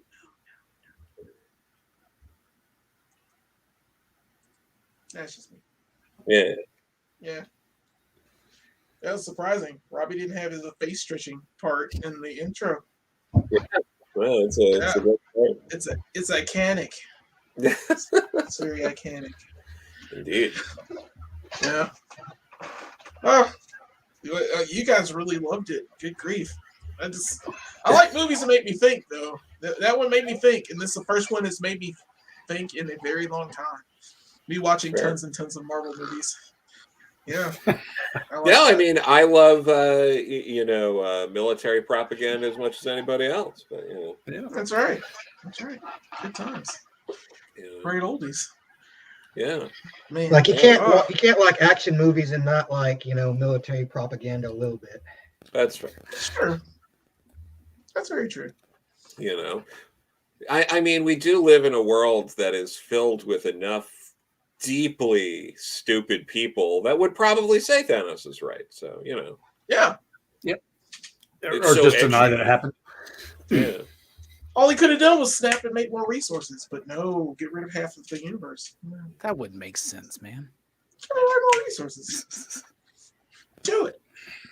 Snap. Well, then you'd have to think about what I ain't specific messing up my resources, hands, though. I guess. Well, I mean, these are the same kind of movies for idiots that, you go see and it's like, conveniently, the only people that remember or know who Peter Parker is are people who were in previous movies. Right. So, that's what we're doing. How do you get rid of the digital media and all the books that Flash Thompson got sold? Yeah, no, it's great. It's none of it makes anything close to something like sense. Mm-hmm. And all those characters already. Doc Ock redeems himself at the end of Spider-Man 2, but nope, that was ruined for the technically he would still die. He would still die because he finds out Peter Parker is Peter Parker when he goes to the reactor. Yeah. And the reactor is like going off, and he's like, "Oh crap, you're Peter Parker." That's when he knows. The thing is, I think they all die. Like, here's the thing: I want the post-credit scene where Willem Dafoe pops back into his reality, and he goes, "Oh man, I'm cured. I'm happy." And then all of a sudden, his glider comes and impales his ass, and he dies anyway. Right? Like, somebody said that before, but that's incorrect. Nope. He found out Peter Parker was Spider-Man at Thanksgiving Day. Biker clipped me. Remember when he got his arm clutched? He did find that out then. He found out on Thanksgiving Day. But they keep saying that they don't find out. Like they're supposed to be going back to literally. But they found out. But no, it's all stupid. I never got the impression that it had something to do with the time that they found out Peter was Spider-Man. It was Peter Parker when they have to know he's Peter, or else it doesn't make any sense because they're looking for Peter Parker. Yeah, but then Electro never knew that he was Peter. Yeah. Electro never knew, which is why the movie is for morons. I still love it. That movie is just there for people to be like, "Wow, I remember that guy." I had all the member berries. That's what that movie's for. Yeah, I had member berries, except for the wrong reason. I like the member berries for this movie as opposed to like Matrix, this last Matrix piece of crap. I got that. At least in this one, they're not projecting the Sam Raimi Spider-Man film in the theater while they're talking to fucking Tom Holland about it. No, but in all fairness, though, I rewatched that first Spider-Man movie after I saw No Way They're Gonna Stop These Awful Movies, and it's funny because that's a movie with like a plot where the bad guy's trying to like do a thing, and then the good guy has to stop him. It's crazy. I know. And I put it at number 1 on my top 5 Spider-Man films. That's my favorite movie of last year because there's not really much to look at. I'm talking about the 2002 one. Oh yeah, the 2002 one. It's because it's a movie. Like things happen and there's stakes. Yeah. The stakes in this movie are eventually everyone goes back. Who cares? But does it have the meme? They do meme. They reference the memes. They none of the women came back because who cares about women, right? That wouldn't have been, like, God forbid they do an emotional scene where Andrew Garfield sees Gwen Stacy again or anything like that. I'll tell you this, though. When he saves MJ in that film, it redeems it. That was the first. It doesn't redeem it, but that's the first time I ever felt bad for Andrew Garfield's Spider-Man. I hate Andrew Garfield's Spider-Man, but I thought this was a good performance by him. Finally, and they played it up to the last, and that was fun. What do you guys think? Have you heard that they're because right now I hear the rumors are they delayed Morbius. They're thinking they're going to try to force Andrew Garfield to do like a scene in there, right? And then strong rumors are saying that they want Emma Stone to be Spider-Gwen. Because what happened is this, that Into the Spider-Verse movie hit real big, right? Yeah. And they picked the wrong lesson up. Instead of realizing that they like really interesting characters and a compelling story, high concept, but still grounded and relatable with the characters, and amazing, innovative animation. That's not what the appeal was. It was the multiverse. That's what everybody likes now, right? So that we're all doing the fucking multiverse thing now, man. No, I'm glad. Remember, it's so funny because Spider-Man really started as he's Archie, but he has superpowers. Like, you read that Steve Ditko stuff, it is literally Archie with superpowers. It's Archie's too cool for that, man. Cool, though. Yeah, no, but the whole bit was like, oh boy, am I going to end up with, Liz Allen or Betty Brant, and Flash Thompson might be mean to me again, and then I'm also a superhero. Yeah, we went from that to multiverse shit. The one superhero at Marvel who is really supposed to be grounded and relatable, forget that garbage. It's going to be nonsense multiverse garbage forever. So, I don't think Joe likes Spider-Man very much yet. I don't think you like Joe Spider-Man. I listened to his review. I was like, damn, Joe. Here's the problem. For most of the past few minutes. My problem is I like Spider-Man. I know. I mean, I get where you're coming from. I really do. And it's a hodgepodge of whatever. In 2021 and 2020, they were the worst times to make film. To be honest, it's been the worst landscape for film in ages. You couldn't go to the theater, and then when you had opportunities to go to the theater, you didn't want to. You know what I'm saying? And it's the landscape we live in, and it's memberberry soup. And Hollywood has turned into whatever the fuck Hollywood is now, and they just want to put stuff out. So you have something that's like, hey, it's a product we know. Let's go watch it. The same as ever been, that's bro. all the thing that I like with Spider-Man is it's not a movie. It was a series of TikToks strung together. But have you seen it yet, Brooks? Have you seen Spider-Man yet? I have not. No. Yeah. Okay, well, we're spoiling. You're not missing anything. But you didn't miss art. But Manny says No Way Home is no Satan's Little Helper. Absolutely, I would much rather watch Satan's Little Helper. But I had more fun watching No Way Home than watching Keanu Reeves occasionally do over and over again. Get me fucking started on that shit. It was hours of. That movie was so fucking disappointing to me, man. Forced push. It was. We never talked about it. No, it was. I don't want to. Honestly, I was like, I'm sorry. Somebody was I was like, I don't even want to talk about it anymore, man. No, it was. No, but Revolutions. Yeah. No, man. No, Revolutions. Revolutions is it's hot shit. But it's better than this. I like Revolutions, man. I like Revolutions. Revolutions is the new one's the worst one. Yeah. I think this one has the opposite problem of Revolutions, where Revolutions was boring until the end. In this movie, the setup is interesting, but then the payoff isn't as good. The payoff is terrible. There's no payoff. As soon as he takes that goddamn the red pill. As soon as he takes, it's the red pill that he takes, right? Or is it the blue pill? It's the red pill. Yeah. Red pill. As soon as he takes, it's like the other movie, the first movie. You know, that's where it just started even getting crazier. This one, yeah, you're right, Brooks. It just got dull, bro. Like, oh, remember when this and happened? it was so fucking predictable, man. Like, and they marvelized Morpheus and Agent Smith. So now they're like jokey and jovial and like fucking they're acting like a goddamn Joss Whedon written fucking They didn't character. have to be Morpheus. They didn't have to be 100%. Agent Smith. No, they didn't have to be. They didn't have to be those characters. You could just say Morpheus is dead. Keep Morpheus dead. They could have just said Agent Smith is dead, but we made this facsimile of him. We just made a facsimile of him because he's dead. They killed him in the last one. He's dead.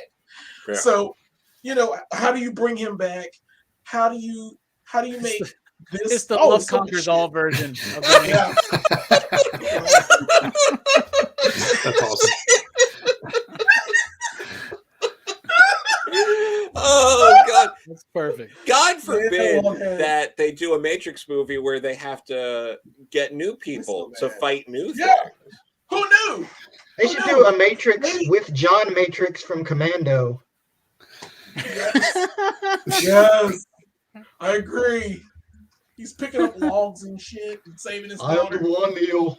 I'm now the one. Yeah, I love it. It's one of those things where it's like, why the hell did you guys resurrect Neo and Trinity? Like, for what? Like, you already have what was the batteries? conflict? Like, there was no reason to do that.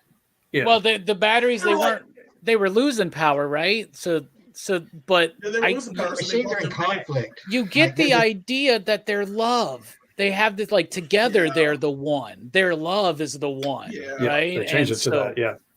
That's fly, and he can't so fly. it's a super battery. So they need those two to be in close. And I love the thing is they're like they have to be close together, but they can't actually fulfill that love. It's the energy of the unrequited The love. energy of So the they- love. they're that physical. powers I mean, the Matrix. So they just put them like 6 feet away in the pot. It's like I don't understand, man. It's so stupid, and it goes against everything that they set up in, like, you know, movies like Revenge of the Sith, where love kills murders Padme. Yeah. Yeah. It's sand. Every movie doesn't have to have the same message. She died of a broken heart. Oh my god! I love But you that got all Care these Bears machines. ending. This is So- what All happens these when droids.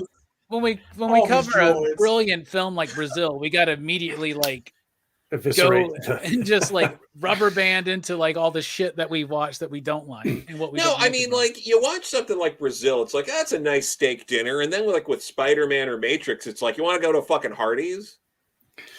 Fuck that place, man. Damn. Yeah, I'm sorry. Spider-Man was okay in parts. I'm sorry. I still like didn't- Spider-Man. I had I like fun Spider-Man. watching Yeah, Spider-Man. it's a fun It's movie. just not a like- movie. Yeah. Like, there's No. no, like, Does it have there's moving no pictures? structure. There's no villain it plot doesn't- moving the movie forward. It's just, it's a lot of, every scene in Spider-Man isn't a movie scene. It's a, what do we do to make the movie happen? We have to act like, we have to remove all logic and have a bunch of characters act like the dumbest people you've ever met in your life. They do some stupid shit though. It's a lot of stuff where it's like, you know, Doctor Strange is all like, oh man, Peter, it's a shame I'm an idiot, or else I wouldn't have not done Why that. do you not talk over the spell you're about to say? He could Hey, he could You have want some certain literally people to know. You want certain people to know, but no one else know. You get those people in a room or something and then do the spell. You don't just start doing the spell. he could have done a spell to shut his mouth instantly. He could have just had his stupid cape cover his mouth. He could have, I know this sounds crazy, had given Peter a heads up being like, hey, Peter, by the way, I'm if about you to do the talk spell." during this spell, you might undo reality. And you would think Peter, who dealt with Thanos and dealt with the end of all reality, would be like, I understand the stakes there, and I will not talk. But no, everyone acts like they didn't save the universe and all of reality before. Sony wanted Spider-Man back. The end. Yeah. Sony wants to do stuff with Spider-Man now. So we got to get rid of Tony Stark Jr. It has to happen. So we got to make stupid movie. But the other thing with it too is dollars. it's too close to Into the Spider-Verse, the way it sort of happens with them all coming to his reality. Like, it would have been cool if he was jumping around other realities. Like if he cast the spell and then suddenly he's in Andrew Garfield's universe. And now, like, that'd be cool.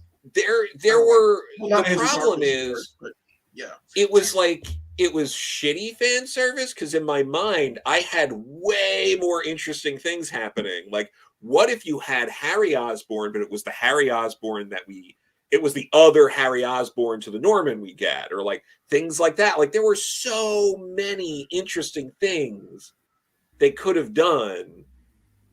And it's like, whatever. I did want J. Jonah Jameson. I did want J. Jonah Jameson to laugh, to do the laugh, and then, are you serious? You know, because you got the meme of, I'm somewhat of a scientist myself. I was expecting all the memes to happen because I want all the things to happen in my movie. But I don't want the memes to happen because I care about cinema and the future of fandom, and the future of fandom right now is Phase 4 is dead. Horrible. You know, there are a few moments now that I inappropriately laugh at during Lord of the Rings because of memes. Kind of ruined some moments. Yeah. Keep your secrets. Like, I seriously, I always crack up every time. Every time, that moment right there, I just like, oh my God. It's so stupid. Yeah, but you know, it's like I went to the theaters. I dropped the money. I paid. They got my money. They're good. They got my money too, and I had to watch it in subtitles. I'm still mad about that. Still mad about that. What? Subtitles? The only time I got to watch it, they put in freaking subtitles at AMC. They like, I don't know if somebody was hard of hearing. I'm not against them. You live your life, but I wish somebody told me up front we were going to play this whole movie in subtitles. We're just going to put the captions at the bottom. You should have found the whole movie. I'm like, y'all got headphones for that. We had headphones at the movie theater when I worked there. When you give them headphones, you wear them. Yeah, but if you're deaf, headphones ain't gonna do shit, bro. I know. See, you I don't want to sound insensitive. You should have found whoever that was and been like, look, I understand you don't control this, but you ruined that movie. You ruined the movie. You absolutely ruined it. It started out. I want you to think about that. Oh, yeah. I thought it was like something that was happening in the movie, just happening, and I was like, oh, this is just a part of the movie. And then I was like, wait a minute, this is the whole fucking movie. No! Oh, it hurt my soul so bad. And I was like, I hated it because I had to like look down and read, and like the subtitles weren't right to what they were saying, and I was like, oh, that's worse. The thing that's killing me though with the Marvel Cinematic Universe is, when are they going to eat shawarma again? Oh, they just do it the one time. Yeah, just that one bit. Yeah. It's time. There's got to be some shawarma nostalgia at this point. That's going to be the post credits at the end of Young Avengers. It's gonna, and that's the moment you know it's all over. I hate this. They're making a Young Avengers. Did you like any of the shows? More than likely, Joe. They're fine. I don't know. They're fine, but who cares? Like, enough. Well, I really like baller. Well, I like Hawkeye because I like Kate Bishop. Like, I really like that Kelly Thompson run. Hawkeye, I still have to watch. I watched the other ones. Hawkeye's awesome. But a lot of them, they kind of they fuck up Kingpin in my opinion, but sure, really bad. But yeah. It's and like none of them are like. I think the problem with the movies and the shows are they're not bad, but they've just like, it's like this franchise is like flatlined since like Endgame. It's like what do you do? Endgame, they ended it. But the thing is, they should have had a plan for that. They should have seen it coming. That's what makes me mad about Kevin Feige. Kevin Feige made Endgame. Could have had other And, things like, building, like then- brewing, and then right? they had- Like nothing. He had nothing. He had absolutely nothing. And then they tried to like continue this. Do you think comics should end after a big event? No. well, no, but usually the seeds for the next one are already laid down. I don't know, but that's kind of obnoxious too. So, Yeah, no, but whatever. but that is a I problem. really like I guess. that WandaVision though. Yeah, I like WandaVision. WandaVision was thought it was fun, brilliant. and then Falcon Winter Soldier was a mess. It was What a the mess. hell were they even thinking? Like they were. That to me was just a all- really long action movie that had some cool fight scenes. Yeah, I liked it. Yeah. I thought it was all They right. literally did the scene where Zemo puts the mask on. It was just for the trailer shot because he takes it off after that and Yeah. never wears it again. Yep. They do That was stuff like aggravating. that. Every person with a pulse, the second Sharon Carter showed up was, oh, that's the power broker. And then the last episode, they made the big reveal, like, she's the power broker. Like, are you kidding me? And we apparently all they're knew. switching it now. The We worst. all knew. Yeah, the worst villain comes out of that. That's the Dude, this is quick. Atom Smasher.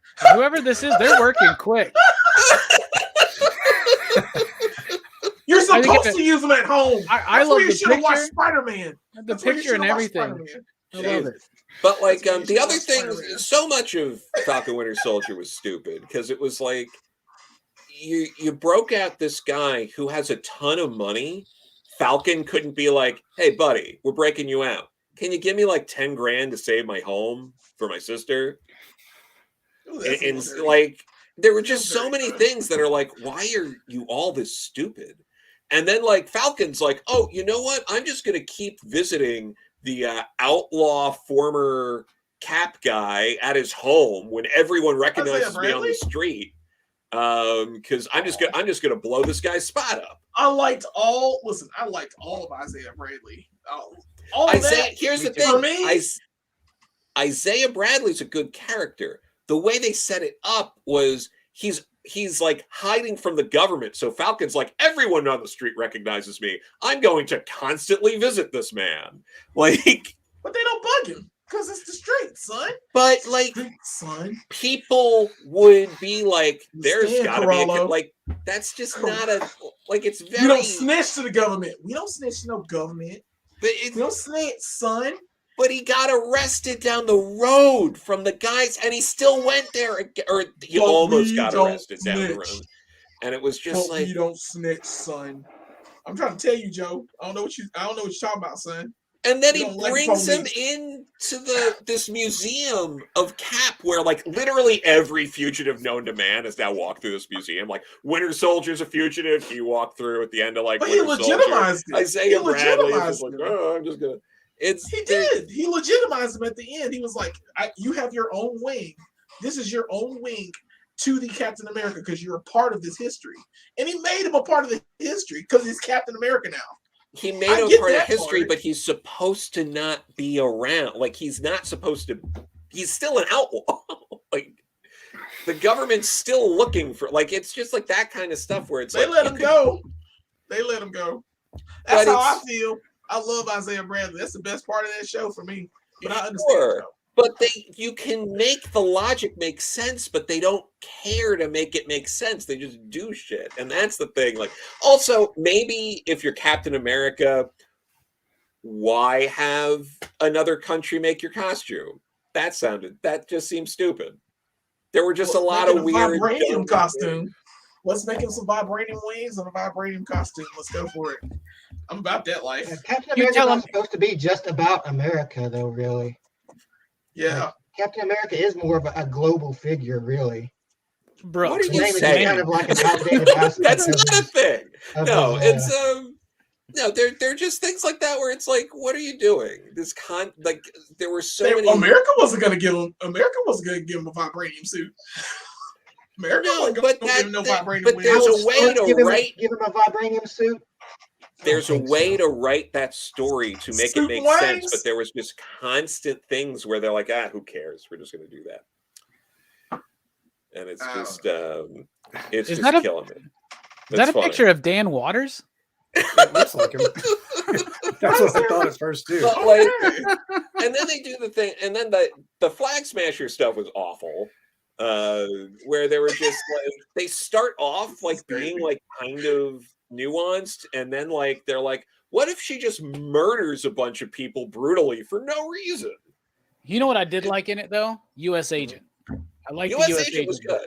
Like when he like kills that fucking dude. They had the blood on the shield. Yeah. Like, whoa. It was all that's the peak of that show. It was all good until the last episode where he just shows up and they're like, we tried to murder you last time, but come on, buddy, let's fight together. It was like, we're gonna be some thunderbolts. It was just such a dumb show that like and there was a way to write it where it wasn't dumb, and every chance they took they were like, what if we didn't care? I think Joe's the most upset because they mined a lot of the shit from the Grunwald run, right? And I know you love that run. So. Oh, it's a great run. And they do it better in the comics, but that's for a lot of this stuff. But no, I mean, the comics were interesting because you had him as like the super patriot, and then you had the Flag Smashers, you had all these different things. So like Cap was dealing with basically personifications of all different kinds of extremism. Like he was dealing with extreme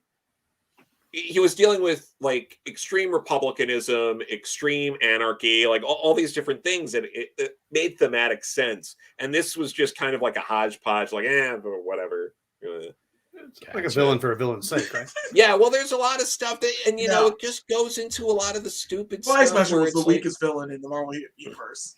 Like she and then they come up with just weird nonsense of just like, we have the formula and we have a lot of the formula, but we can't replicate it because reasons, you know, like that kind of stuff. I can't replicate it again.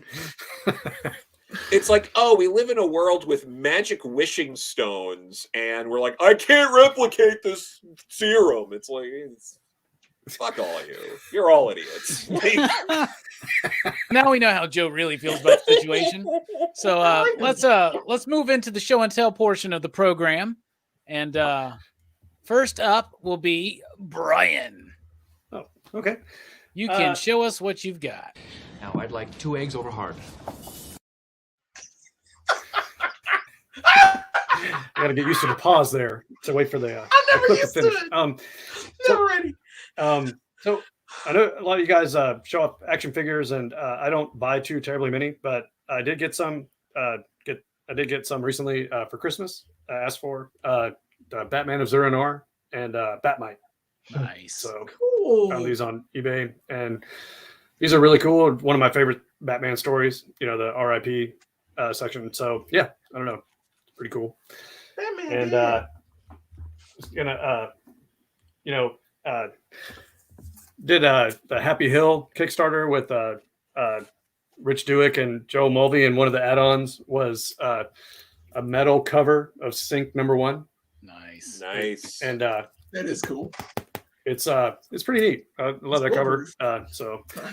And then wanted to show off another Kickstarter one I got. I finally read it over the Christmas break. It's called Alex Automatic. It's got 5 issues in there, and then like there's a bunch of shorts in there, and it's got a really good 60s feel. Basically, this guy's like a government agent that's been programmed to think he's a super spy on a 60s TV show, and so it's constantly going back and forth between that and this shadowy organization, and it's just got that really cool art style, from the 60s, and it's written by Fraser Campbell and drawn by James Corcoran. And if you haven't read anything by Fraser Campbell, you should seek some of his stuff out. He's amazing horror writer, and is really doing some cool things. So, if you get a chance, check this out. Pretty cool. Nice. So, thanks. Nice. Very, very good. Very good, man. We appreciate that. All right. Next up will be Jelani. Show us what you got. All right. So, like in the Brazil fashion, I got me like a winged dude. So I got an angel. Ooh. And he's flying. I hate that angel. I was like, Archangel's so much cooler. Archangel is cooler. I got the It's a red lot version cooler. of that one. But I have both. That's the X Factor But, one. This is the one. This is the one where it broke off of my stand. It actually broke in the back, so I was very mad about that. But it's all Walt and good. Wheezy were like, Yeah, how can we this- make this fucking character work? Yes. It's Exactly. awesome. Yep. So, and then I went to Walmart randomly one day and I saw these awesome things, and now I'm a fan of them. And I hate this toy line, but for some reason they came out with good figures. For some reason, I got me a Raphael and Michelangelo Ooh. figures from the Best Axon BSTAXN line. They make the Buffy and Angel figures and some other stuff, and like really bad Spike Spiegel and Vicious. But they came out with these good figures. I was very impressed with how these look. So I'm gonna get They like look nice. They get Yeah, they get Look like the Shredder video coming out, game right? turtles. yeah, they look like video game turtles. They look like they look like you know the art for the Ninja Turtles when they first came out in like the 80s, like the promotional art. Archie That's what ones. they kind of look like. Yeah, that's what they kind of look Yeah. like to me.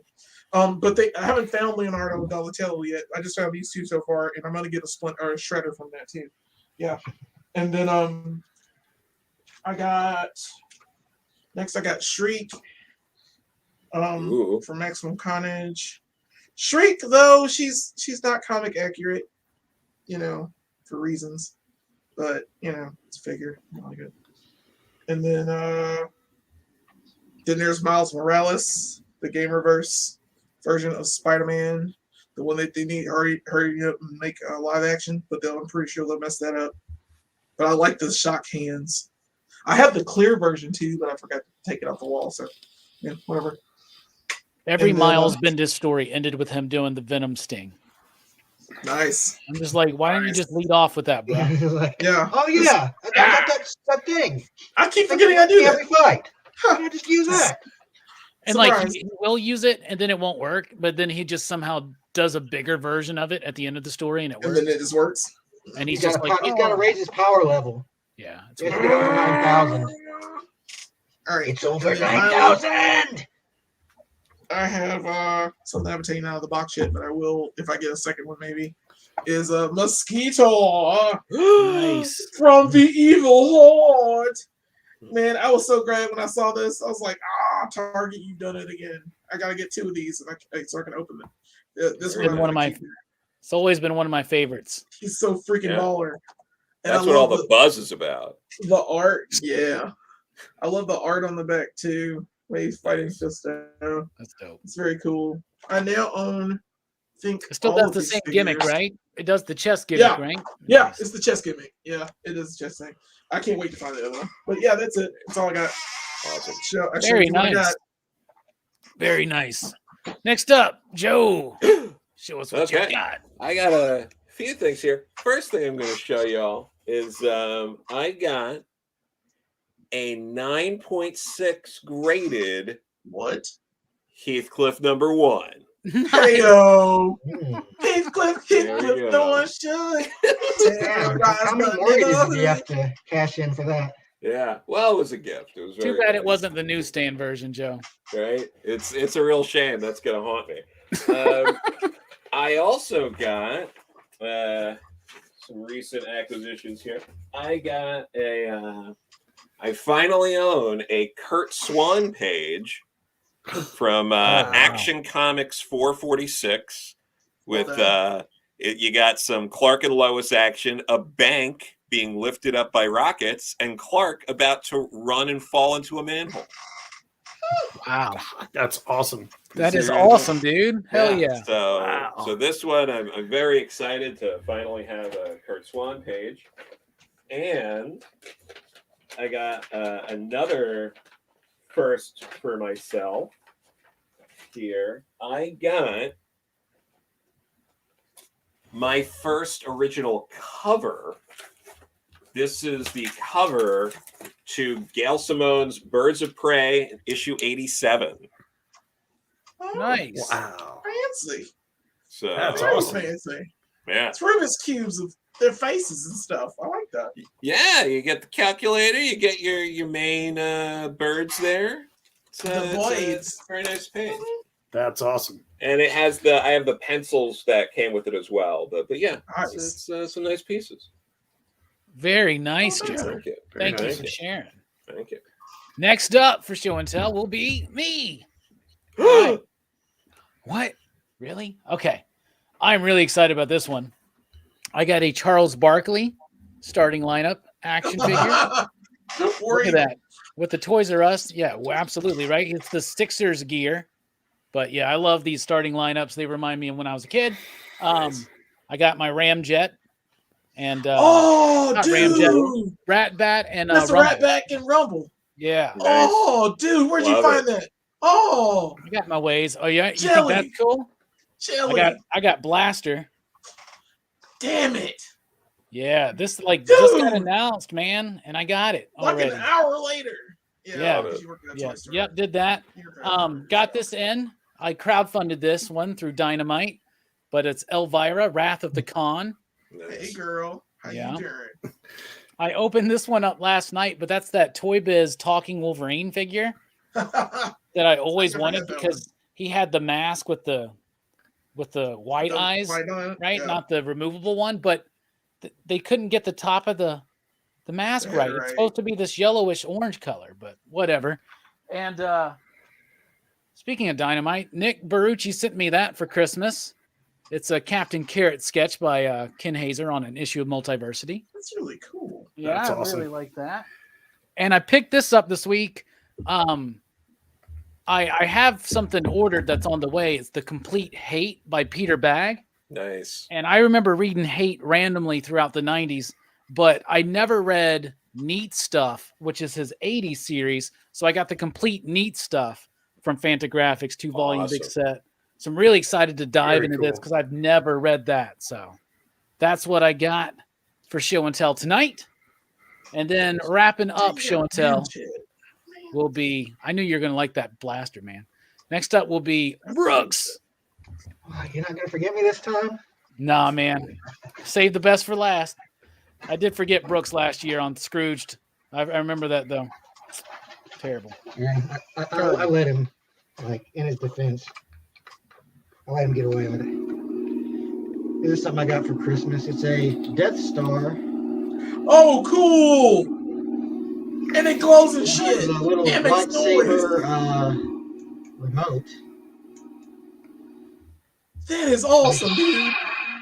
Oh, that's awesome. Oh, that's super pimping. It's a pre-order, actually. Holy shit. Like, I got it from my my parents and my sister chipped in, and they got the rest of the figures too. They have Luke, Nice. Obi-Wan, and C-3PO and R2-D2. And like they're all supposed to like work together in tandem with the Death Star and like say like lines from the film and shit. But these things didn't come with the fucking power adapters. You have to buy it separately. Oh, that's where they get you. Yeah, I was like, what the fuck? Yeah, that's where they get you. It's like when Phantom Menace figures came out. And I can't even like fully appreciate Yeah. it. Do you remember you needed that thing?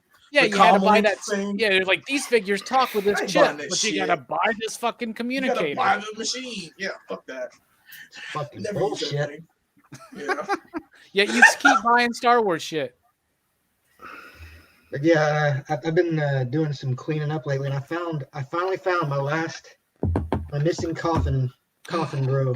Oh man, Ooh. It is Dracula. Dracula. Ah, The one that that's deserves to awesome. be in the coffin. I Yeah. was so glad to find this guy because like I knew there was a vampire in that set, and I'm like where is he? Like now my set's back. I got my set back. Nice. That's like your one possession that I want so bad are those. I know that's the main crux of its value to me. This is Brooks Wayne. I don't, man. Kurt's Yeah. on page, man, and he gets beaten out by this goofy Dracula toy and a Death Star, I guess. That's awesome, man. Hell yeah. All right, everybody. Thank you out there in the chat for checking out the video and watching Brazil. Don't forget, next week, be here, same Mario time, same Mario channel. We're talking about Super Mario Brothers. I'm very excited. Manny's going to be joining us for that one, allegedly. And I think Mike is going to be here as well. But it's going to be a grand, good old time. Jelani, thanks for being here, bro. Yeah, man. Thanks for having me. I love the movie. To be honest, I really did enjoy it. It's just sad as fuck. Why don't you give But, it a 5, bro? Yeah, why don't you give it a 5 like the rest of us, you piece of shit? Anyway, 'Cause I'm Joe, not a thank you for conformist. being here. Fuck you, fuckers. I don't even know you, man. You too. Womp Thanks womp. for being here, Joe, man. No problem. This is fun. I love movies. I've seen too many movies. It's In and the yet theater, not enough. apparently. Yep, Yeah, too many also and not in enough. theater. Yeah, Yeah. it's so it happens.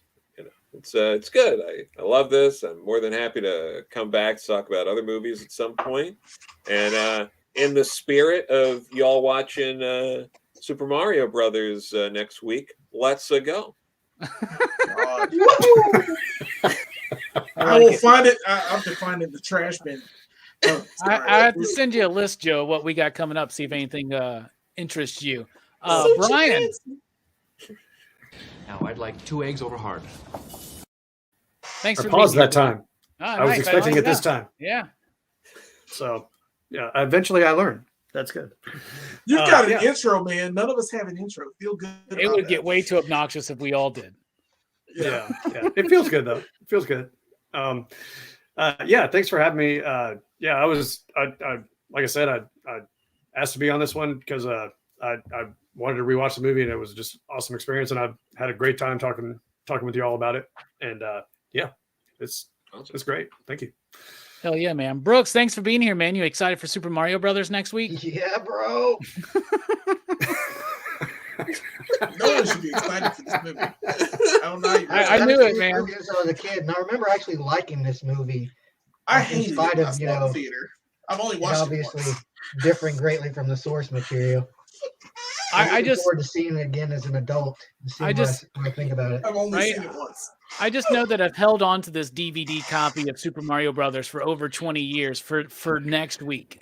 Like, and I am ready. I am ready to All comes to a head. re-experience. I remember liking it as a kid, but being like, this doesn't make No. sense. But I also like the Motu film too. But Yeah. like I love Back- the Motu back film, in though. those days, they didn't give a fuck, dude. They were like, what are we doing? Masters of the Universe? Just whatever. Put a skull on it. Like, it's like what? It's just weird. Anyway, we'll see you guys. Thanks for rocking with us. Pop, pop.